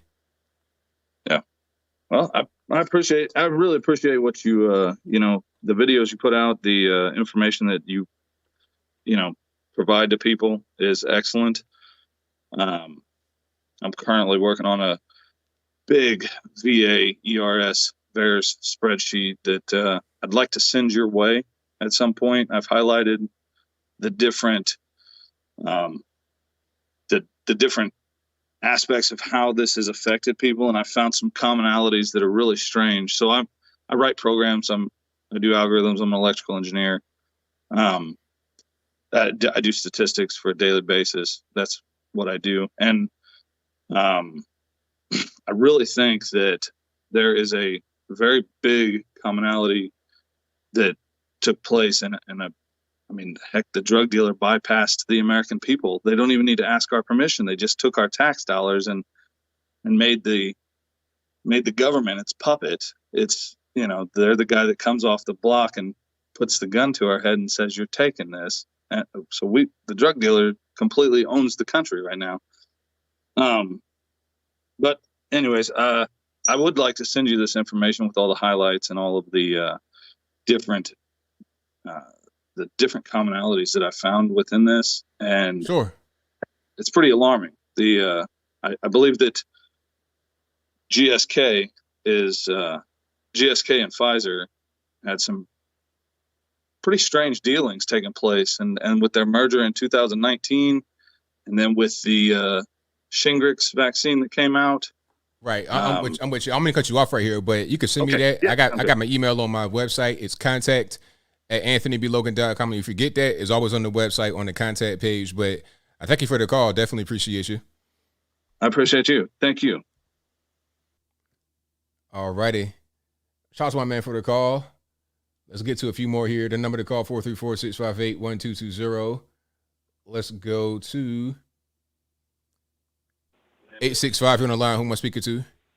Hey, you speaking to Laurie from back off in the hills, ABL. All righty. What's going on? Well, I was listening to Biden the other night when he was giving us the mandates on the vaccine, and I was having a pretty good evening until he got wrapped up with the mandates, and I felt my shoulders go back and I felt my chin go up, and I tell you what, I just decided, you try to make me take that vaccine because I ain't going to take it. So anyway, I got pretty riled up. And then I got to thinking, well, I haven't been wearing my mask. And I quit wearing my mask about a year ago because I got fed up with the lies and the BS. So I've decided that I'm not going to take the vaccine and I'm not going to wear my mask because I've decided I was born free and I'm going to die free. So my philosophy has become live free or die. That's right. That's the way it's supposed to be. That's the way it should be. I mean, we're all human beings. We're all free. We're not in jail. We didn't commit any kind of crime. We're free people. So I don't appreciate being treated as just some kind of livestock on the farm. I'm a free human being. So that's how I'm gonna live. Well, that's the decision I've taken, and I was all for pitching in there at the beginning and trying to be the good person and help everybody else out. But it's not that anymore. It's just not that anymore. And I think with these vaccines, that they knew all along that it wasn't going to stop the COVID. They knew it. They just didn't tell us, and now we're all finding out the hard way that it's not going to fix the bug. It wasn't the silver bullet that they told us it was. So anyway, that's my sad tale, and I'm sticking to it. And I want to say thanks for taking my call this evening. I appreciate it. But if you got a moment, I was listening to AOC the other night, seeing as how we're on her, ragging her butt. But anyway, she was talking about war and, and that's the way it is, and people get left behind, and it's tough and everything. And I got to thinking, ooh-wee, man, I tell you what, the volcano went off on the top of my head. I just about blew my stack, and I got to thinking, where was AOC when my husband's family was being murdered and gassed in Germany? And I thought, where was AOC when my uncle was fighting at Iwo Jima? And I was thinking, where was AOC when my other uncle made it through Pearl Harbor? This is going to sound like a Forrest Gump story. And I was thinking, where was she when my daddy was wounded in Korea? And by the way, my daddy taught me, I try not to get you in trouble, my daddy taught me the only good communist was a dead communist, and I've sort of stuck by that all my life. That's right on. That's 100%. That's what it is. Absolutely. Yep. And then I was thinking, where was AOC during the Cuban Missile Crisis? Because I was living in Florida at the time, and I can remember they used to make us tuck down behind the school desk and hang on to our butts and kiss them goodbye, and we did that every day. So and they had the sirens outside schools, and we'd go out for PE. When they wanted to call us in, they'd set off them sirens. I mean, this was like every day. This was pretty traumatic stuff, and I even lived in a house that had a bomb shelter in the backyard. Oh wow. Wow. Yeah. We're talking serious stuff. But anyway, and then had family go off to Vietnam. Where was AOC? I didn't see her around anywhere telling me how bad war was. I'll tell you what, that woman gets on my nerve. I think if she had been within reaching distance, I would have come off the front porch and probably snatched some hair out. But you get Granny upset, and that's what happens. That's right. Don't want to get Granny angry. All right. Well, thanks for taking my call this evening. Thank you for the call. I appreciate you. All right. Remember, live free or die. That's right. All right. Bye-bye. Great call. Shout out to Granny. 100%. 949, you're on the line. Who am I speaking to?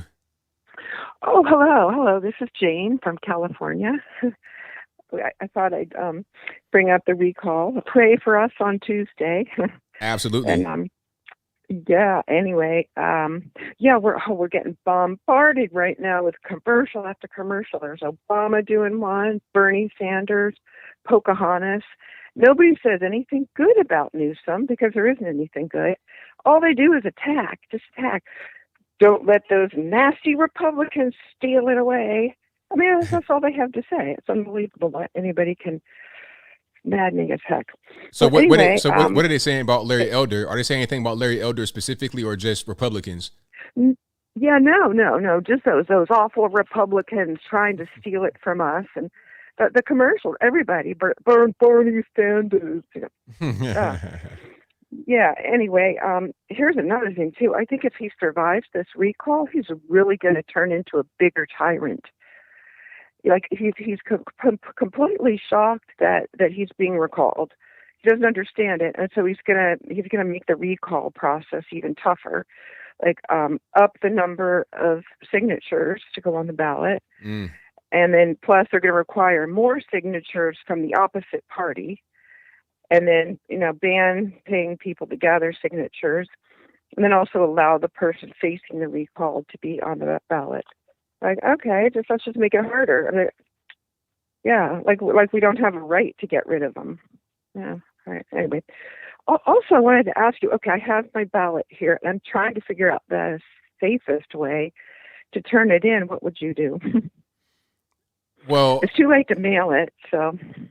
So how can you turn it in? Can you go to the place and actually drop it? Well, yeah. They do have drop boxes like at City Hall. I did that last time. Then I think you can go in person on Tuesday. I'm still trying to figure it out, but I just really want my vote to count. Well, I mean, I will say go in person. That's probably the safest way. If you can go in person, I say do that. Or if you don't want to necessarily do that, I would say go to a place where you know it's going to be as secure as possible to drop it.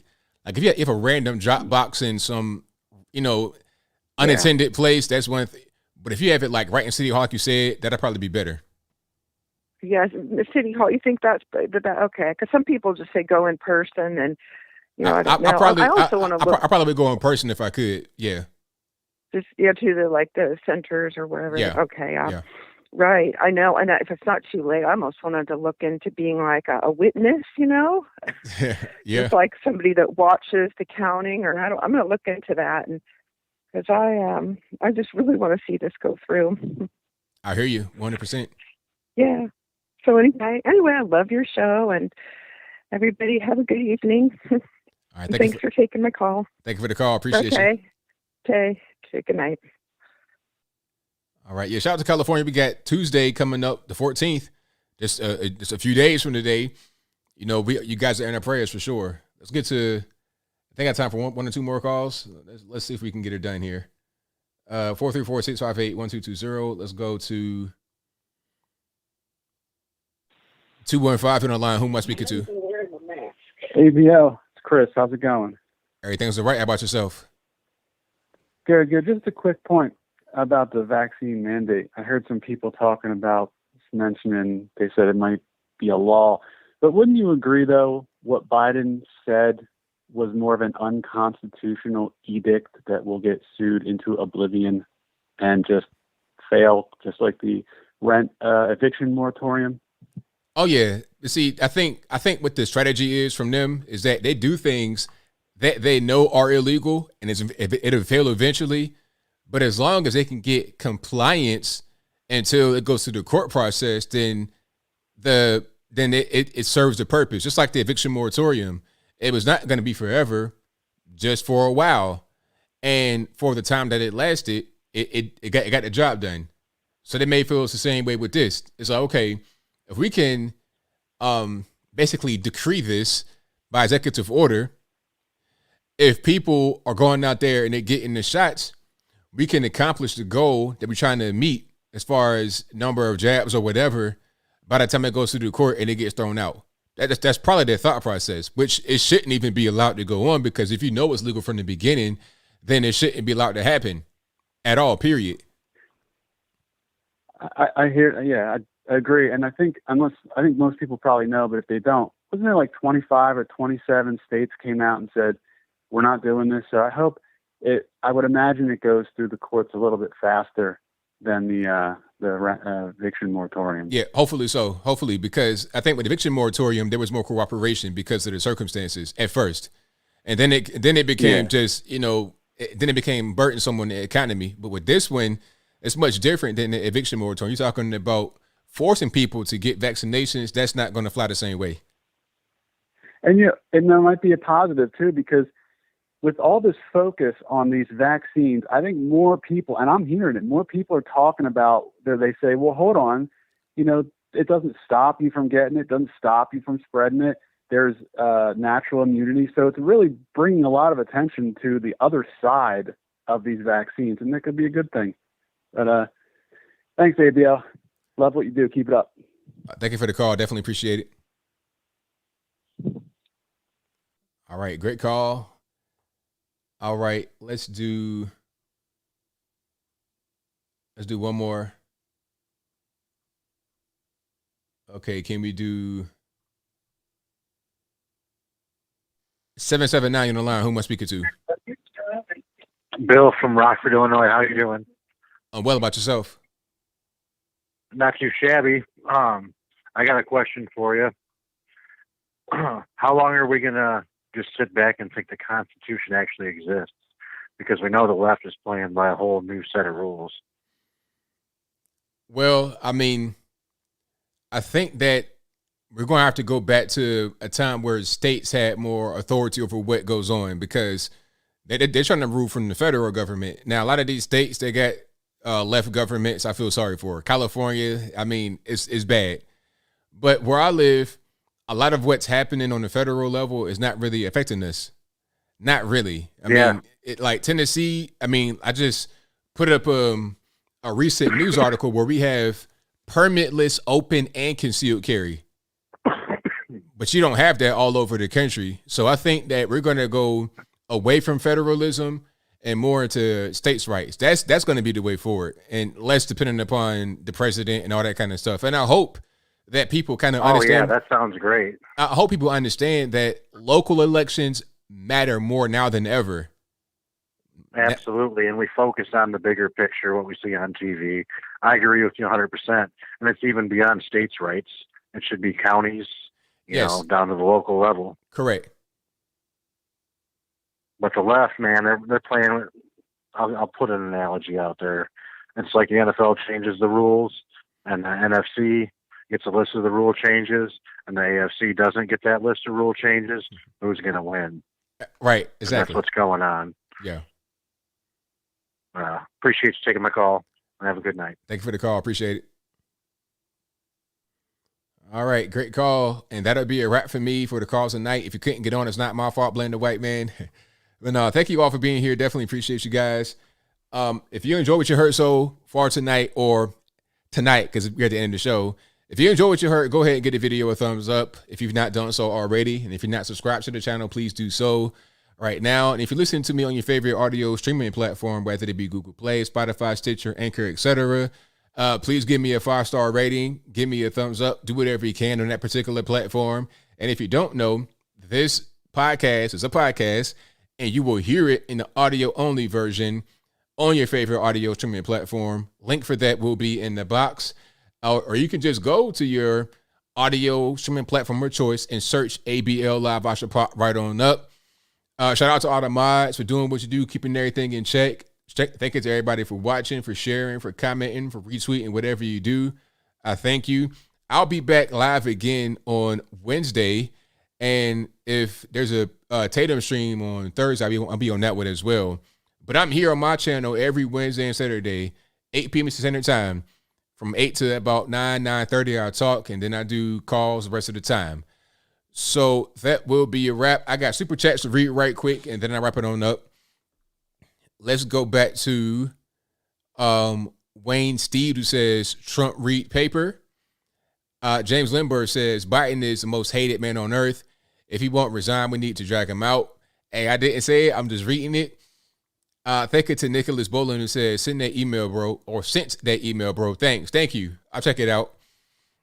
Thank you to Andy the Gypsy, who says, ABL, my man, love your insight. Please get on Cameo so I can get one from my girl. She loves you. I need to do that because you guys asked me that before. I need to go ahead and do that for you guys because I've gotten that request more than once. I've gotten a request quite a few times. And if you guys don't know what Cameo is this, I guess it's an app or some kind of website you can go to where people can pay to request you to, say happy birthday or congratulations on your retirement, on your marriage or something like that. And then they can send it to somebody. It's like a personalized voice message. So yeah, I may do that for you guys. I got to remember. Did I have fun? Yes, I did have fun. Emperor of Cats. Shout out to all the cats. Thank you to Dan Conway, who says, good luck emoji with the fox and the megaphone. Thank you to Theo Francis 3.0, who says last drone strike killed an aid worker and kids. Biden pressured military to kill anyone and quickly. That means he's guilty of murder. Joe Rider 84 says ABL Biden isn't in charge. It's set up by a bunch of leftists running this country to the ground. Thank you to C8, who says ruining a Belle Biv DeVoe song just committed a human rights violation. Keep your woke off my throwback music. That's right. Don't ruin my throwback music. Keep it the way it was. Thank you to Eunice, who said, just because of that song, I was going to take the shot. Now I changed my mind. That song convinced me not to take that shot. Desperation is really cringy. Hey, the desperation is crazy. Okay, it's the groveling for me. Ain't that how y'all say? It's the desperation for me. Thank you to Lauren S, who says, loving that color with the prairie emojis, US. Also, Lauren says, I'm sorry, but Tropic Thunder isn't a trigger, in my opinion. Thank you to Love Live Serve, who says, I'm a biotech investor. Moderna CEO discussed future revenue from boosters in the financial report prior to vaccine rollout. Mainstream media didn't report this, so not to scare the average Joe soy boy Karen who thought it'd be over after one shot. So they already knew from the beginning there was going to be boosters. Like, it wasn't just like, oh, we didn't know that we were going to need a booster. They already had it planned out. They knew that it was going to wear off. So they needed to have a booster to be able to, and here we are. And then they're arguing in the media on whether to report it or not. It's like, well, cat's out the bag now. Ain't no point in trying to hide it. We know everybody to get the booster, so why hide the information? Okay, let me go back to where I was. Thank you to Lauren, who says common sense should trend on social media. It might catch one that way. Exactly. Thank you to Sonia's scrapbook, who says they ruined another song thanks to the pandemic. Poison. Can you give a shout out to my son Alex? He wanted to know if you're Android or iPhone. Hey, shout out to Alex, and I'm both. I have a, what's this? An iPhone 11. I don't know what this is. I don't really be caring. And this is a Note 20 Ultra. I don't know, but it's big. I pretty much use this all the time to do to work on, to do videos. Like, you guys may follow me on Instagram. I do all my Instagram stuff on this, and I do a lot of Twitter, and I even, if I'm away, I'll edit my website on this. So this is my workhorse right here. The iPhone, I use the iPhone if I do Instagram video, which I don't do a lot anymore, or if I take pictures. That, like, the camera, the camera as far as video is better on this, but the camera as far as taking photos is better on this. But I got both. But I prefer the Android. So I'm team Android technically, but I can do whatever I need. Yeah, shout out to the Note gang. But iPhone, I don't like the iPhone that much. I just use it if I have to. Thank you to Bob K. Mitt, who says September 18th march in DC for conservatives. Is it a trap? Honest question. Shout out to the FBI in the chat. Yeah, shout out to the federales. But I don't know. DC is kind of weird nowadays. I don't think that it is because, well, it could be. Because before January 6th, there was always some kind of protest or demonstration or march in DC. That's what they do in DC. They always protest. Even when I was a little kid, I remember I was in DC with one of my cousins because I got a lot of family up there. We were like right by the White House, and there were some people with signs outside the White House protesting. And I asked them, "Hey, what are they protesting? Is this always what they do?" He said, "Yeah, they're always out here. It's always somebody or something protesting in DC." But I'm not really sure how it is now. It's kind of weird. I've not been in DC in a minute, so I don't know kind of what's going on in the streets. Maybe you guys know better than I do. Shout out to Love Live Serve, who says, it's comical that Western liberals think anti-vax in the West is the reason the virus is surging. Delta originated in India. Globally, only 27% are jabbed, plus only 1% of the third world got jabbed. But hey, let's see what this next season has in store for us. Exactly. That's the silliest thing, because what they say that the unvaccinated are the reason why the variants are popping up. Who said that? What professional, what doctor, who said that aside from some random just a guy on Twitter? Okay, random anonymous people on Twitter that don't like Trump supporters, they came out and said, oh, if you're unvaccinated, you're the one spreading the variant. Where's the evidence for that? Where's the silliest thing? And now they got a bunch of new variants. They got Lambda. Remember that one? That was around for a little while. Delta is one they want to talk about all the time. I guess because it's catchy, I guess. Then they got the MU variant. Sure, they could have found a better name than Mu, but whatever. All these variants. And they say that the vaccine doesn't even work with them or not very well. So what's the point of forcing them in? Like, where's the science at? Ain't no science. It's all about control. Thank you to Chris Helmer, who says, hey, ABL, if Larry Elder wins, do you think the Democrats can veto what he does? By the way, put in my vote for Elder 2021.